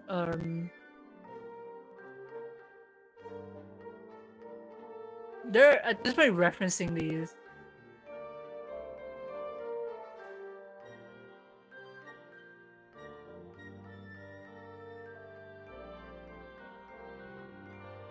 And yeah, well, and the fact that she's also a ballerina. Oh, these references. I saw it.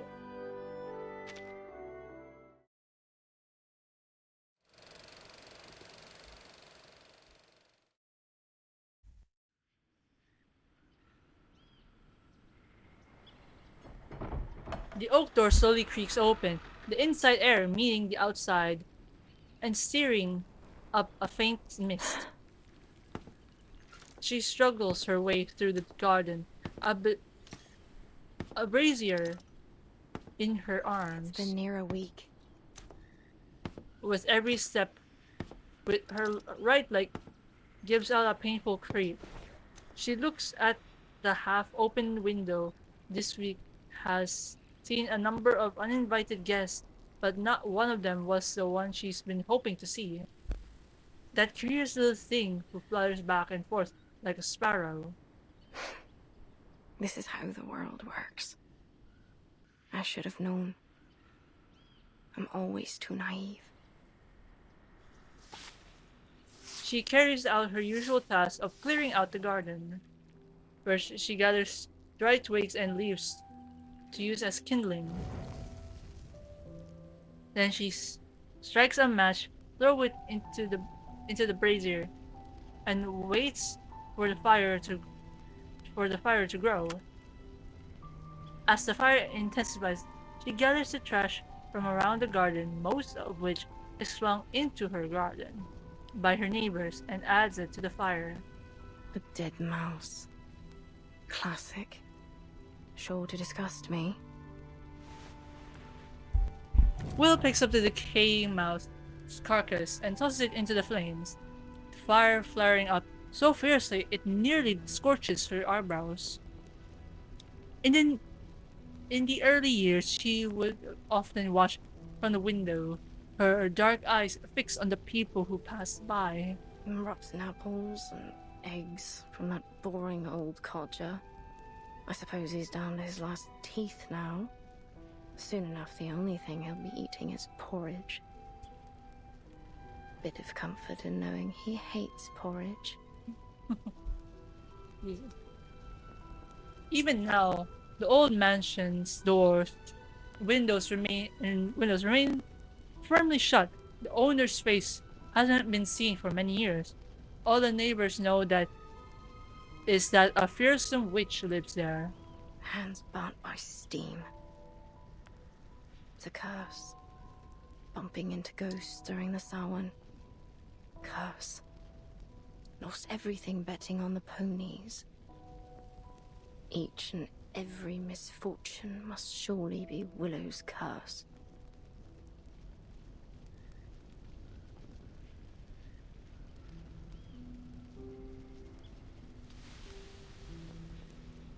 She picks out some garlic from the garbage bin. This simple seasoning can be repurposed as seeds or fertilizer. Superstitious fools. The only item that cannot be utilized are the wooden carvings with bizarre symbols on them, rumored to possess the power to ward off demons. Shysters. Hold up. I wanna search that. Hold on.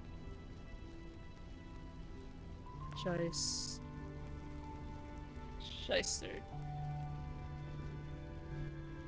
Hold on.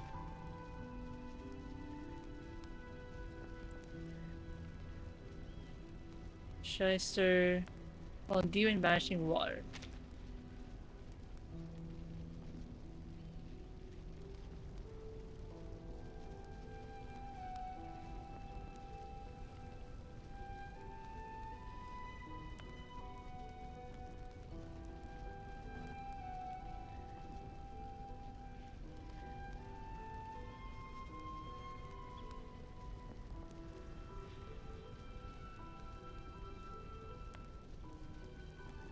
It's not much.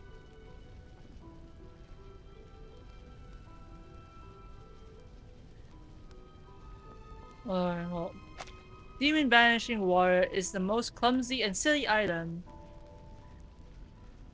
It's also the most manageable to deal with. Brats. Well, Will simply lets be, treating the water poured into her garden as free irrigation. Salt. This is the worst offender.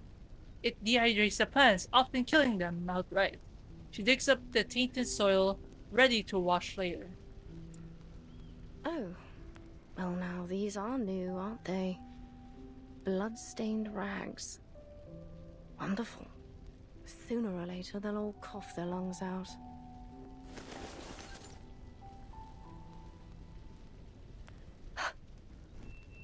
The stiffness in her right leg is unbearable. Mosquitoes instinctively buzz in her ears. Moments later, Willow's leg gives away, and she collapses into the patch of potato flowers. Soft, soggy soil. A limp, decomposing body. No! She smacks her prosthetics on the knee, as if the blow will set the joint back in its rightful place. She grabs the dirt as she fights to get to her feet, struggling. This is a struggle she long's grown used to. Lured by the sound of her strides, the carbuncles slowly make their way towards her. Away with you! The critters scatter, ducking behind the leaves and watching her quietly from the distance. She clutches a vine with one hand, but it only throws her off balance and she falls to the ground once again. Horrible. She is more proficient in the art of balance than almost anyone, yet she also finds it more difficult than anyone to adjust to even the smallest imperfections. No. I don't need to cast my arcane skills. Stand up. Stand up. You loser, you.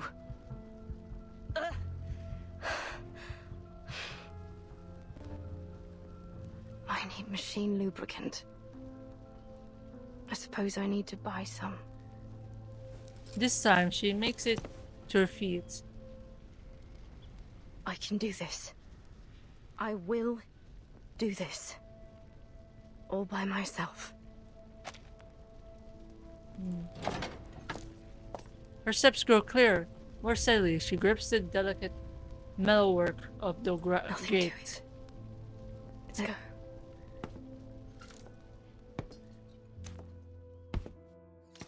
Her leg clacking like a slow, mournful melody, she steps into the smoggy, somber streets of London.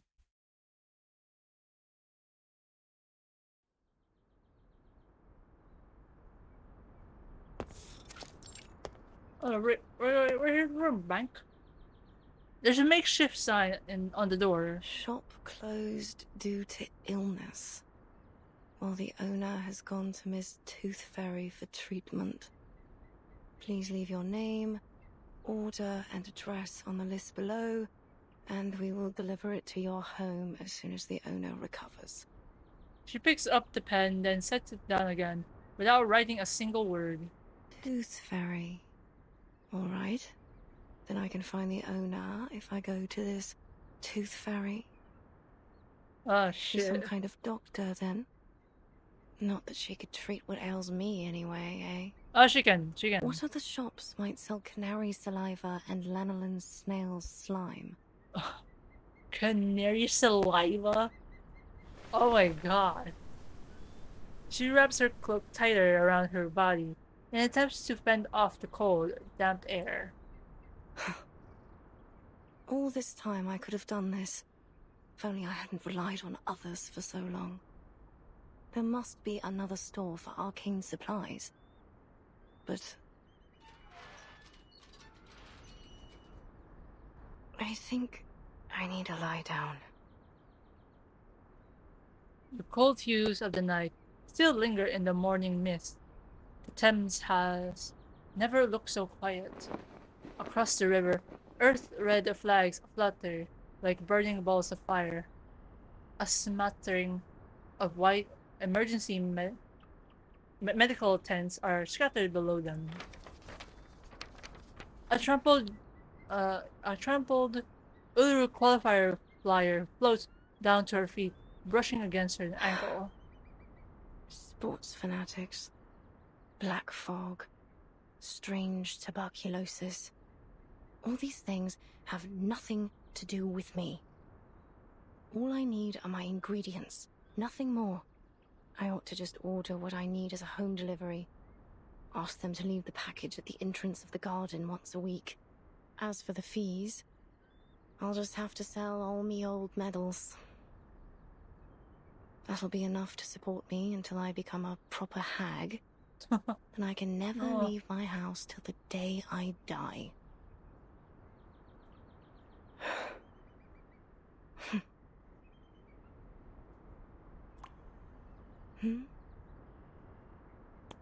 There's something dark rising up from the water. It's nothing special. A bit of old rope. Or an old boot. Oh. Why can't it be a swan? A black swan here? Really? That's why you ought to go out more often. Else you'll miss these precious moments. A chance to see something special, like a black swan. I don't know much on Swan Lake. The fact that, so I don't know much about Black Swan in that. But the fact it's like correlating, it's like connected to the fact that she's a ballerina, and then Black Swan from Swan Lake is also a ballerina performance thing.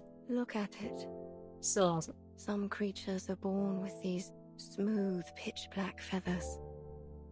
But it's only under the sunlight that you can see their iridescent shine.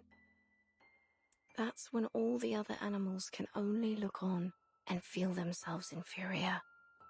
They can never stand out from the crowd in the same way. Your silence is an answer. I know it. Just as I know every time you lash out and curse, you're cursing your own failure. Walk closer, Charlotte. Why don't we take a better look at it? Look at its gracefully long neck, those magnificent wings, and how it glides across the water. Also, it brings back some memories, don't it?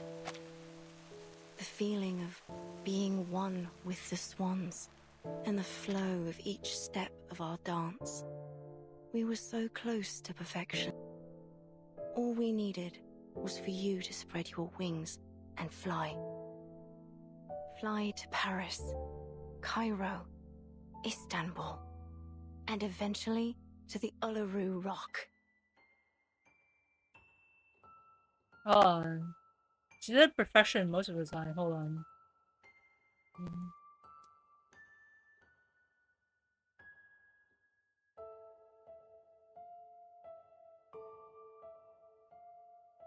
Because perfection and then Black Swan makes me think of the one in Just Dance. The mom, I think it's also called Black Swan, with her being a ballerina and then wanting perfection from the dance.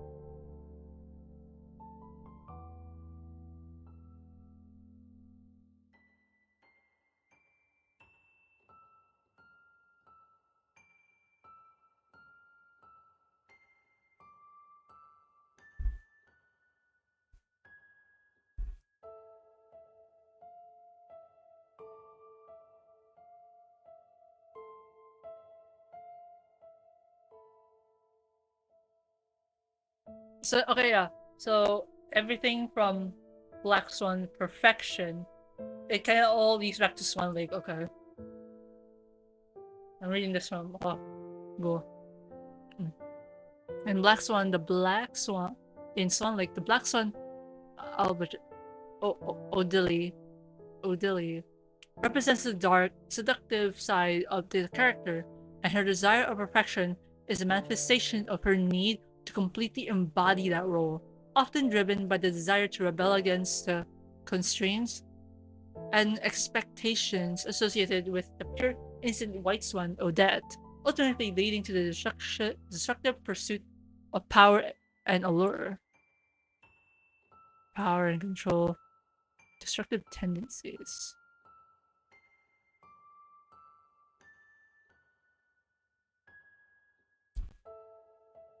And in fact, one of her lines, it's like so close to perfection.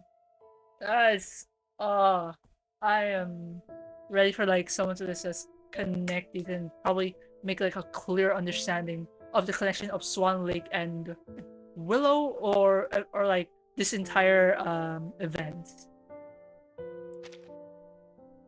And it comes to me, and I can hold it in my arms, lift it above my head. This perfect, shining golden medal, standing on the Uluru Rock.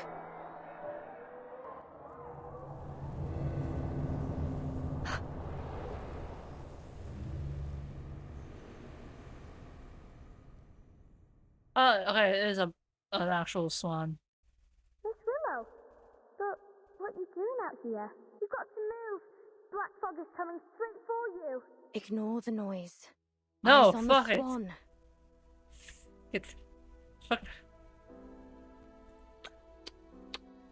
It's only a tacky white swan, covered in soot.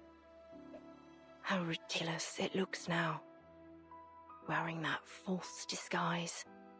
The poor thing. It must have been covered accidentally. Miss Willow, why are you looking at that swan? It's dead. Of course it's dead and gone.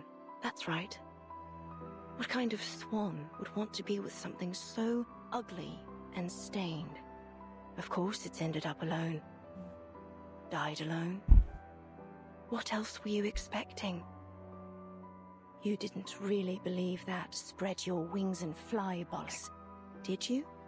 Hello? Can you hear me, Miss Willow? You ought to thank the black fog for lifting your illusion. Now you can see it rightly. You're not some special black swan that was born to greatness. You're nothing but... Miss Willow, what's wrong with your leg? Oh. What a cripple. There's his eye. I want to hear that. It was like, Willow lowers her head to see that Flutterpage is standing at her feet. Toothberry stands. Okay, it was a few steps away, calling out to her. Flutterpage gently touches her prosthetic, revealing the secret she's been too proud to admit for the last 10 years. Why? Why didn't you tell me about your... You're much stronger than I thought, Miss Willow. If you allow me to address you as such. So... Leave me be. I'm going home. I'll walk you home. I got you. Miss Tooth Fairy and I was just chasing after the black fog, but I can walk you home first. I just want to go home. Willow uses all her might to turn, but still can't do it with any grace. Her stiff right leg continues to impede her. I'll go with you. She stretches out her hand and pulls at Willow's clothes in a clumsy attempt to stop her friend from leaving. Flutterpage. Willow swats her hand away. Huh? Stop following me! Miss Willow! I just want to go home!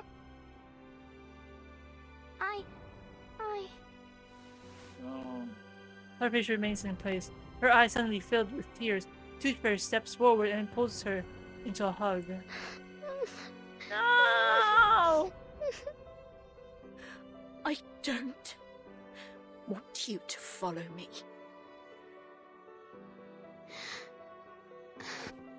They look on as Willow shakily walks into the smog, each step grinding away a little more of her dignity.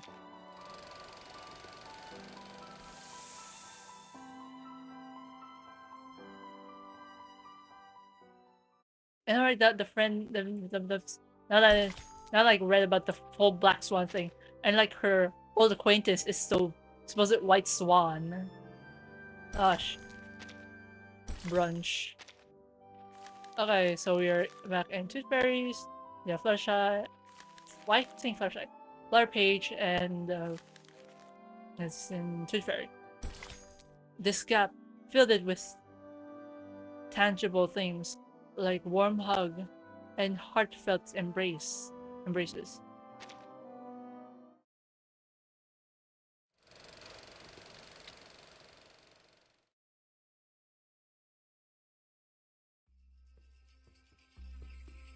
The floor ritual is one of the most popular events of the Uluru Games. Okay, it has this a one. bewitching style that It's about generates the, a resonance between the dancer and White audience. Swan. Erlen Barty. Oh. Charlotte was a genius. She was born for it. And God has sent her a coach covered in dark feathers and skilled in ancient Celtic runes. Coach Raven taught her the primal witch dance that ignited a fire within her. At least, until that tragedy 10 years ago, which took her leg. Coach Raven had given her a pocket of flower seeds as a reward for all her diligent practicing. It said they were from the Druids in the forests of Glastonbury, I guess she planted them around her house and got this garden. Now all these bizarre plants share the same strange air with their owner.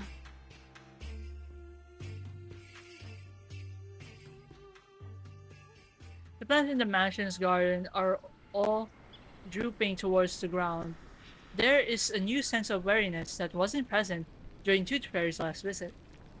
The woman by the door gently shakes her head as Peach crawls around on her knee, searching for bugs among the foliage. Thank you again for having me over. That's all I have to say about Charlotte. Flutterpage's head pops out from between plants. What's the druid? Is it a place? Do they have canaries and snails there? A druid isn't a place. It's a title. An identity. Identity? Oh, like a name. Just like Flutterpage, right? She quickly falls back into her own musings. Thank you for your cooperation, Miss Bartley. I'm sorry to be taking you away from your practice. Yes, you should be. I don't much enjoy being bothered by stuffed-up bureaucrats. The accomplished floor ritualist has never been one to hold back her words. But if you ask me... Caroline glances once more at the narrow window of the old Victorian house. It's tightly shut. I will tell you that it isn't Charlotte that's summoning the black fog. I stand by that. I swear it on all my honor as an Uluru competitor. We're witches, but not in the traditional sense. We practice witchcraft to win medals instead of summoning devils. We trust you at your word. It seems like that concludes our investigation into this fog hag. Thanks again, Miss Bartley. Miss Tooth Fairy, if you do want to thank me, mind doing me a favor? Tooth Fairy nods, but Caroline seems to have an unusual hesitation as she deliberates over her choice of words. In the end, she yields. Please do something. Anything to bring her out of this hole she's dug for herself. Whatever you do. Break down her door, drag her out by her hair, even blow up that old mansion. Just don't let her hide in her stupid house. She'll let you inside now. There's no longer any power preventing you. I can sense it. You know this place well. Have you visited her here before? Caroline bites her lips, holding back the words on the tip of her tongue. Then she walks away. I think Miss Bartley wants to come in with us. Maybe so, but she's made her choice. She doesn't want to join us inside.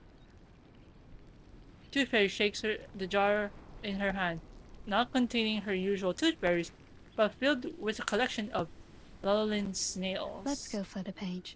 We still have work to do. Where's them canary salivas, though? She needs it. Whatever you say, Miss Witch Doctor. The two of them step cautiously into the garden, the oil compacting under their feet. There is nothing left to obstruct their path.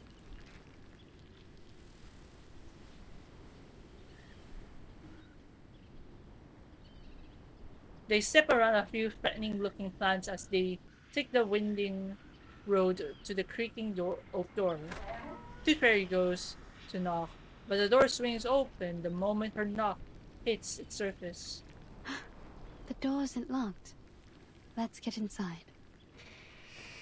Are you sure? Oh no, go.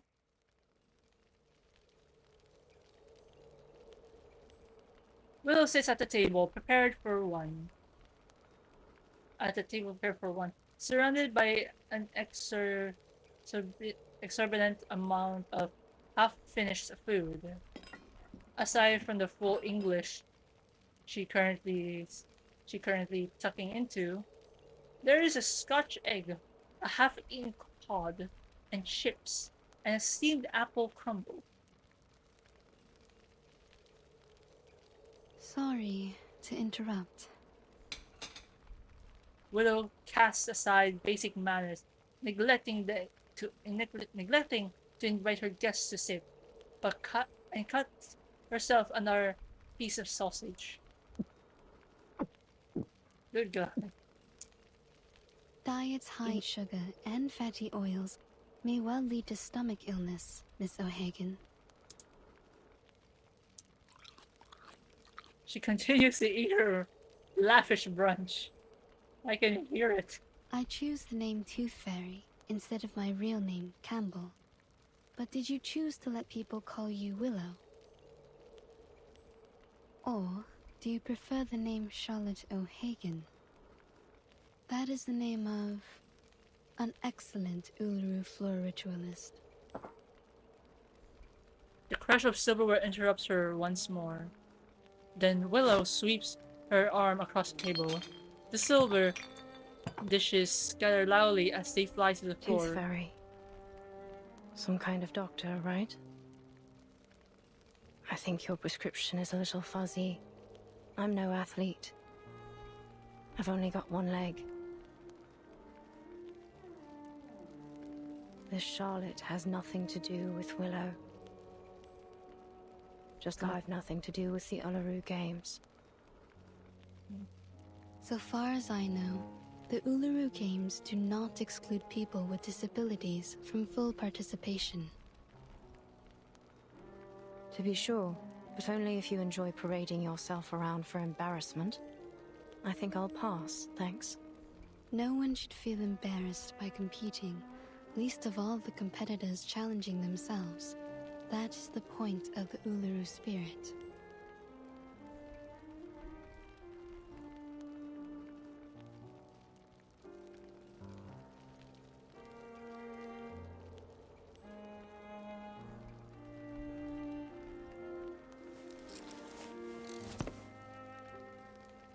Willow rises with great efforts, furiously stamping the floor with her prosthetics in the process. Excuse me? I don't remember having asked you for a running commentary. I'm sure you already know the answer in your heart. You have wisdom and experience.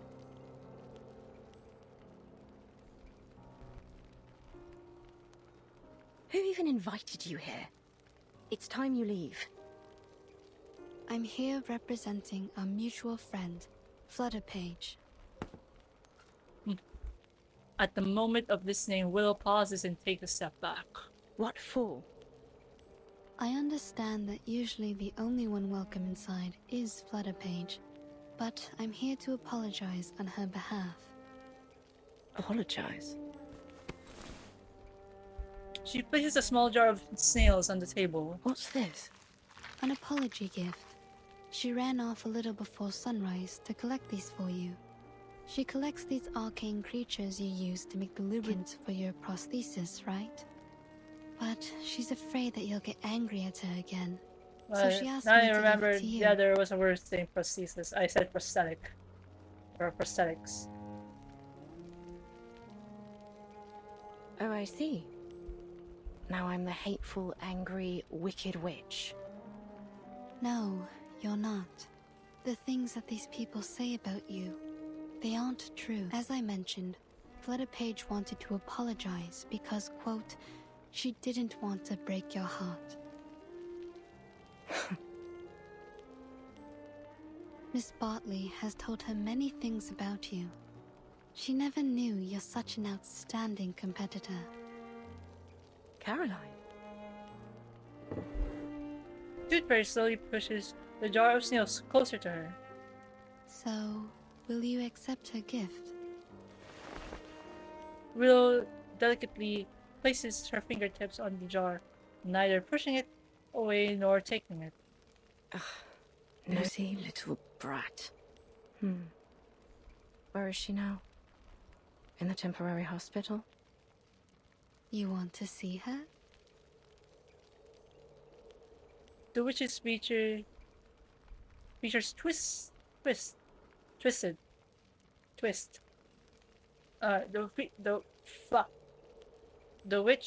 witch's features twist like a knot.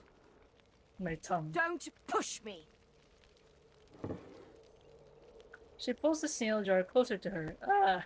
All right, it's my own fault. I shouldn't have treated her that way. That what you wanted to hear, is it? Fine then. You'll have what you want. Just take me to her. She's waiting by the door. What? Leatherface cautiously peeks out from the edge of the doorframe, her wide eyes scanning the room for any sign of danger. Miss Willow. At this point, there is no turning back. Fine. Come on in then.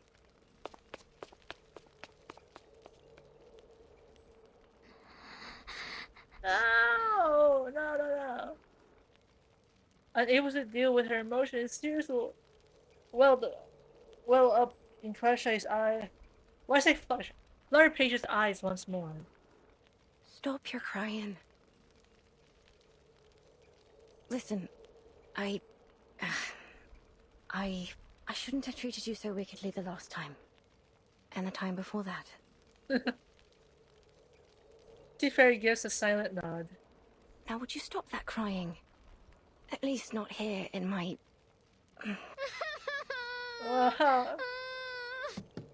Without a moment's hesitation, Flutterpage charges towards her. Willow's hands open and close like a spider ray, raising its front legs in fear. She's not sure whether she can catch this chaotic bundle of rags. Oi. She manages to catch her, only to be knocked back to the floor. I'm sorry. I'm really very sorry. I swear I won't break into your house no more. I'll only come in when you let me. I'll do anything you ask. Say anything you need me to say, miss.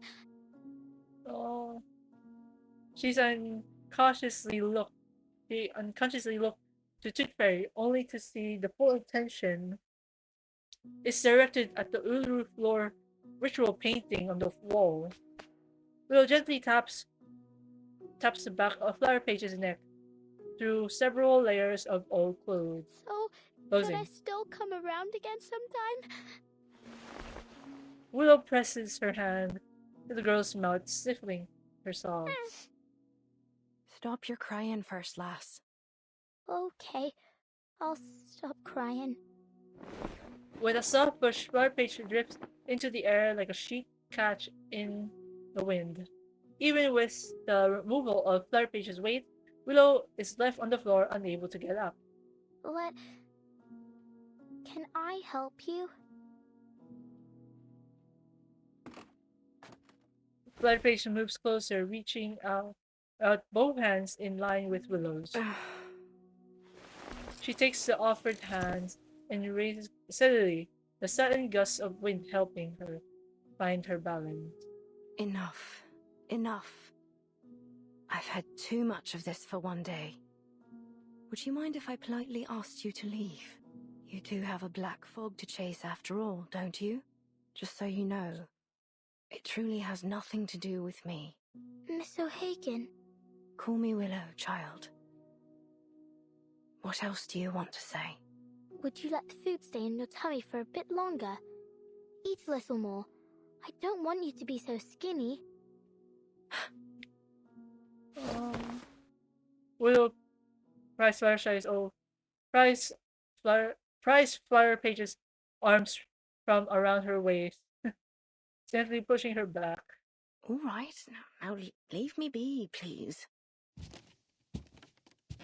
Tooth Fairy takes Flutterpage's hand, and as they leave the room, the old house sinks back into silence. There is no sound save from the heavy ticking of the grandfather clock.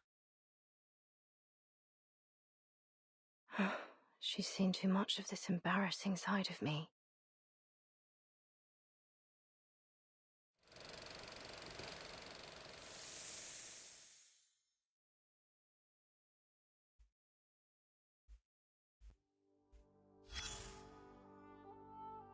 Raining fish? We have Mr. Archie Fogg and then Brimsley. So now, what you need are sharp eyes to spot value, a touch of arcane skill, and a talking hat.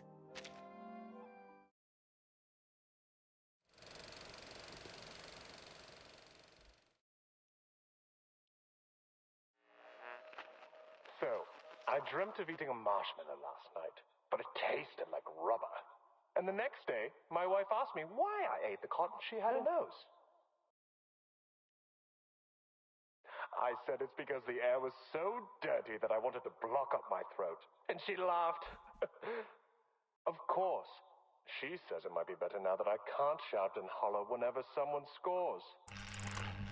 A burst of static fills the air as the radio's owner changes the station. These are the highest level of professional arcanists. Their abilities lie far beyond the limits of our bodies, our perception, and everything else.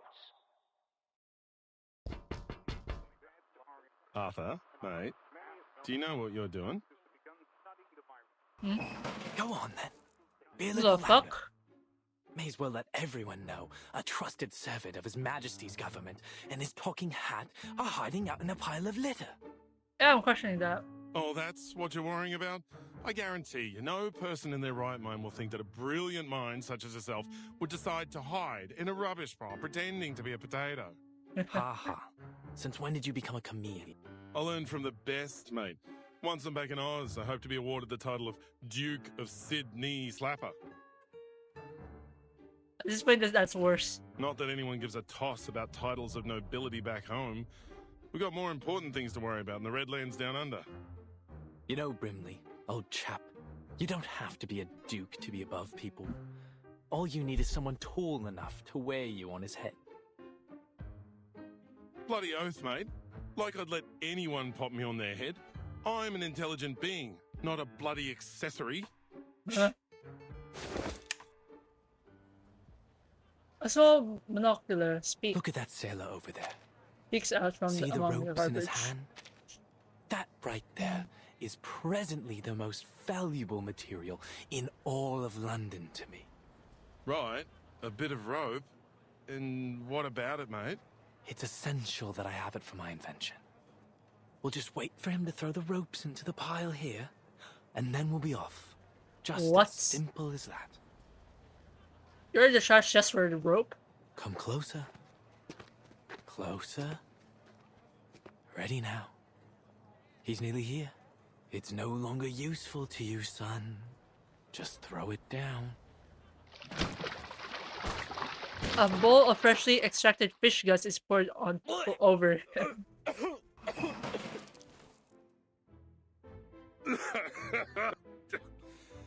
Mate, there's a lot of good that's come of being awakened. I treasure all the adventures we've shared. But I'll tell you right now, I wouldn't have awakened if I knew I'd end up in a rubbish bin covered in fish guts. Just a little mistake. Just a little mistake. What are all these for, exactly? Mr. Fogg gestures for Brimley to come closer, then, with a proud whoosh open the large sack he's been filling over the last 3 days. These are my collections so far. A klaxon, What? a watering can, a fishbowl, and... Okay, he needs to go A the rest. chamber pot? What? Despite his lack of facial features, Mr. Fogg can sense Brimley's disdain. You've gone full bonkers, mate. You're the fog walker. Aren't you ashamed of hiding in rubbish, stealing old junk? Yeah. It's not junk, old chap. Every piece here will be invaluable to our work. Mr. Fogg's face hardens as he turns his gaze towards Brimley. Each one is a necessary component for my invention. Yeah. Your invention? For... Ahoy, sailor! You over there, please wait! Mr. Fogg's attention is clearly still fixed on the sailor. Would you mind terribly leaving us those old ropes you've got there? Good lord, he's bound for the sanitarium at this rate.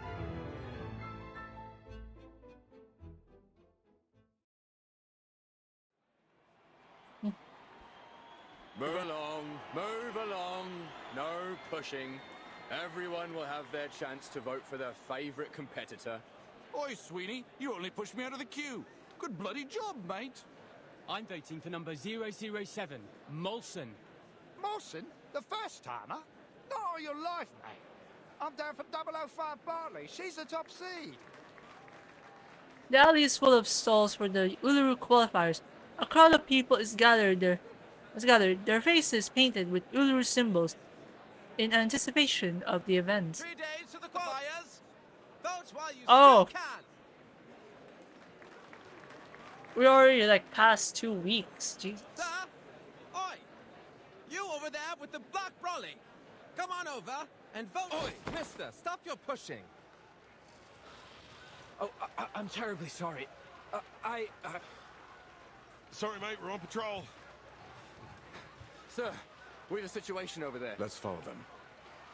Now introducing the competitors for the Uluru London qualifiers. Bartley! Bartley! Bartley! Oi! Who pushed me? Ouch! Mind just step, will ya? Me? Was you that pushed me, weren't it? You should be the one minding your own feet. Oh no. Arthur, I think we're only making things worse trying to move through this crowd. Looks like we found our troublemakers. What do we do? Keep up with them and bring him in. Yes, sir.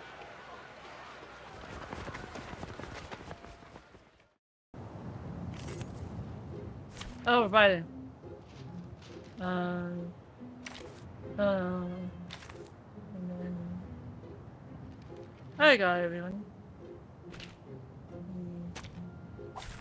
You should not make an Oh, enemy okay. of the earth. No, no need to look back. Advice from the forest.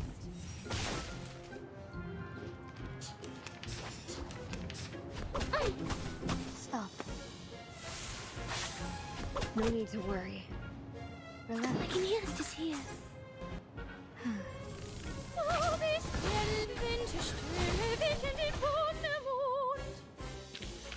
I've seen your struggles as an understand.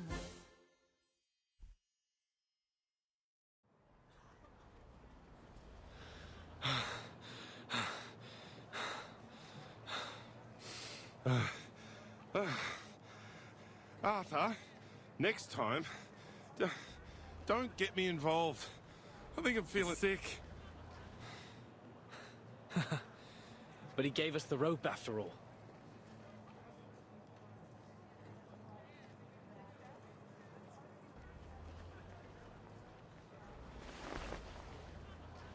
Mr. Fogg grins as he looks at the small length of rope in his hand. He turns his head, and there, standing behind them, are 2 constables. Seems you two rough sleepers are wanted in connection with a fight breaking out on Cross Street. I'll ask you to come quietly and cooperate.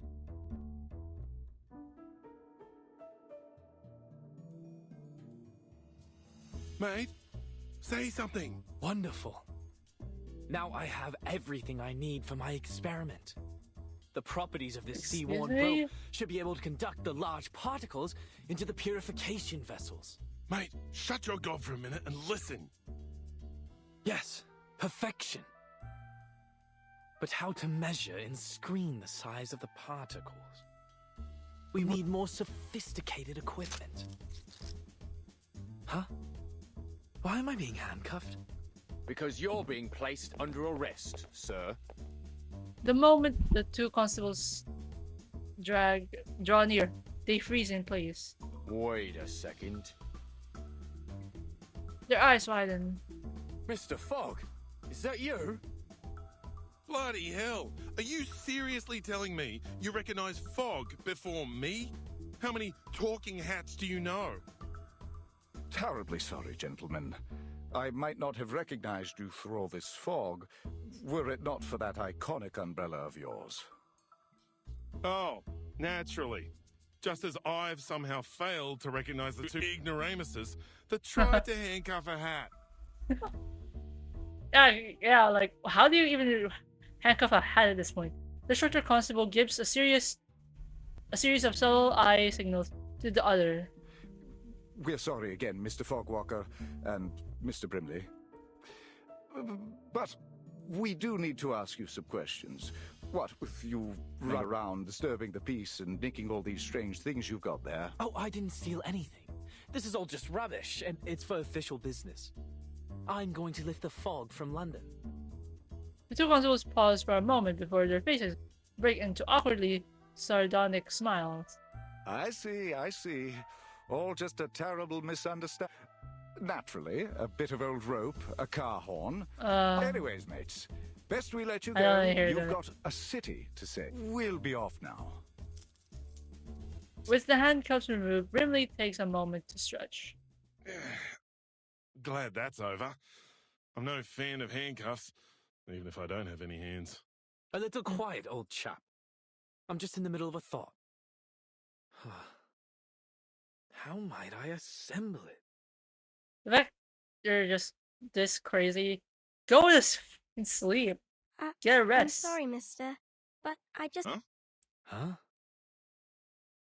Neither one of them had noticed the little girl who had appeared before them. She looks only half as old as Page. Did you say lifting the fog, mister?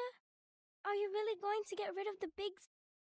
She blinks her eyes brightly and bright and sparkling as she stares at Mr. Fogg like a little goldfish in a tank. Nah. Hold up. Loading in. Please, old chap.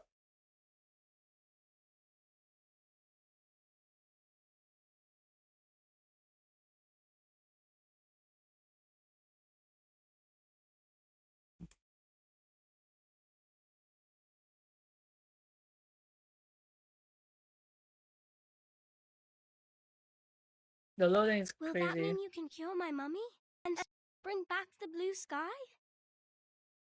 Brimley glances at Mr. Fogg. Right? When no one responds, the little girl grows anxious. And then we can still have the Uluru. Her eyes dart back and forth between Brimley and Mr. Fogg, looking for any trace of comfort. My mummy said if the fog keeps sticking around, making people sick, then the games won't come. A faint sob starts to creep into her voice. Mr. Fogg crouches down and shakes her stack of treasures, spreading them into the... Oh, God. Mate, this really isn't the time or place. A klaxon, a probe, a spoon, and a spool of weathered rope. Assembled like so. Perhaps using a large pot, or a... He furrows his brow, absorbed in the task at hand. The girl gets on her knees and she leans into it. It will still need a touch of the miraculous. Gently blows into the base of the glass vessel. This is a crackling sound as a few sparks of the light flares briefly in the glass container. Before long, a tiny steady light is glowing within. Voila! It's breathing. Hush! The machine hums as it draws in air, filters it, and releases it through the other side. Yes! The Uluru qualifiers will not just be fog-free, my little friend. They will be sunny. But I'll need some help. Would you and your friends join me in this project, young lady? The little girl's face blushes red. Yes, I'll help. I'll ask my grandpa, my mummy, and Auntie Martha to help too. The more the merrier. We are going to build the largest fog purification machine on Earth. The London Air Pollution Auto Detect Cleaner. That just looks like a great honking big vacuum to me, mate. But something that big just to clear out probably most of the fog, just to clear. Sulis, all life's offerings I bring. Just to make sure the people are just not mad at this point.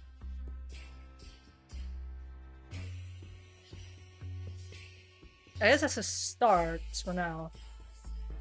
I mean, if the people knew that little games Uluru qualifications in London were like planned, cancelled. They're like gonna fucking riot. Have the government's heads at this point. The light will sprout within the world's egg lay. Your endless quest brings parents' joyful day. Parents' joyful day. What are you, a parrot?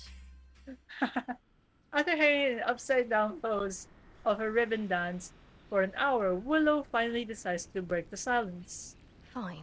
Keep on then. Annoy an old woman to death if you like. Another bad mood, eh, Miss Willow? This one's your worst this week. I counted it up. Every 32 hours. Steady as a clock. You start scolding me, scolding the plants, the ants, even flowers. I thought we'd agreed. No more peeking round my house without permission. Yeah, but you didn't kick me out. Did you? And you gave me some rye bread and lemon jam. Don't quite know why you keep trying to act the big meanie, Miss Willow. I know you're a softie now. Deep down. The ribbon suspending Willow finally gives way, sending her quickly to the ground. She hits the floor with a heavy thud. Miss Willow! Ouch! Oh, it hurts. Are you practicing the qualifiers? A distant voice reaches her. The corner of Willow's mouth twitches. Hello again, Miss Swan. Miss Swan. A blonde woman. I see white, so I wouldn't say blonde. A blonde woman stands on the other side of the garden fence, her face half covered by the curled stems of a carnivorous plant.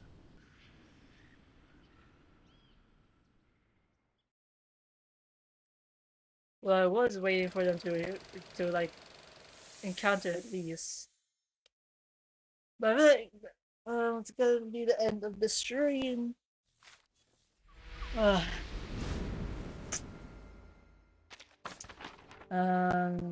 get this. How long is it gonna take? 19. Okay, so probably around 20.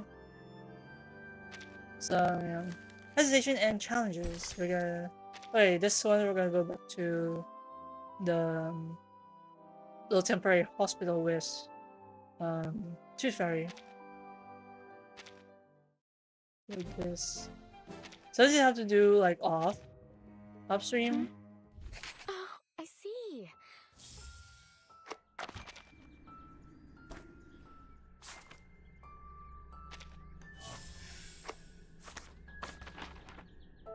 I just got these.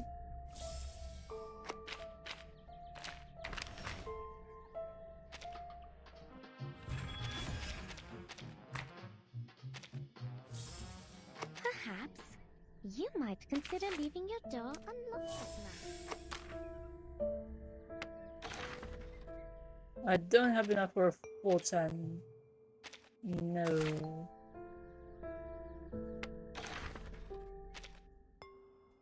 I assume like make sure that you like don't question.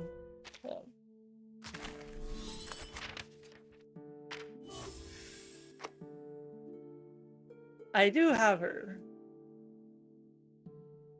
Like skip her or something? Did I actually skip her?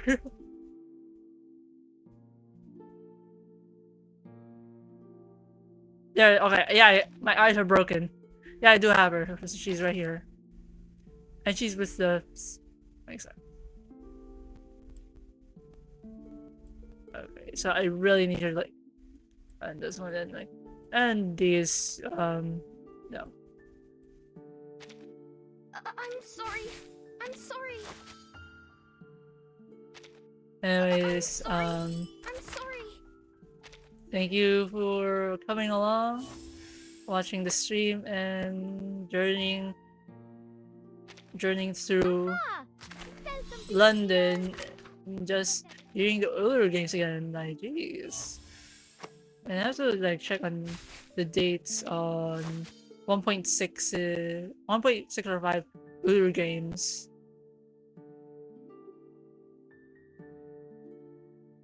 Also get the free skin for John Tyler.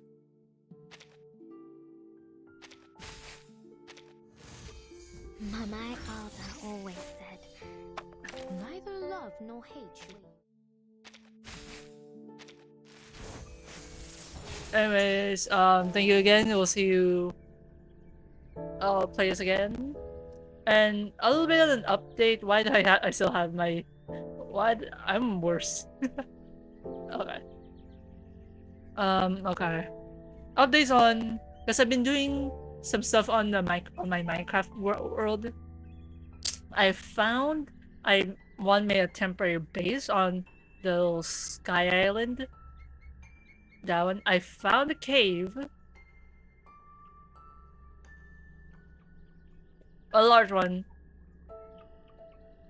Which I acquire diamonds and a lot of iron. A village also close to it. And also I'm already like building myself a iron farm from one of the villages we've seen. So it's different from the off-cam grinding I did, and like finding the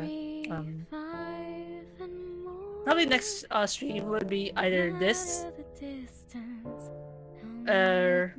or Minecraft, and we'll be finding the Sakura cherry blossom forest or anything.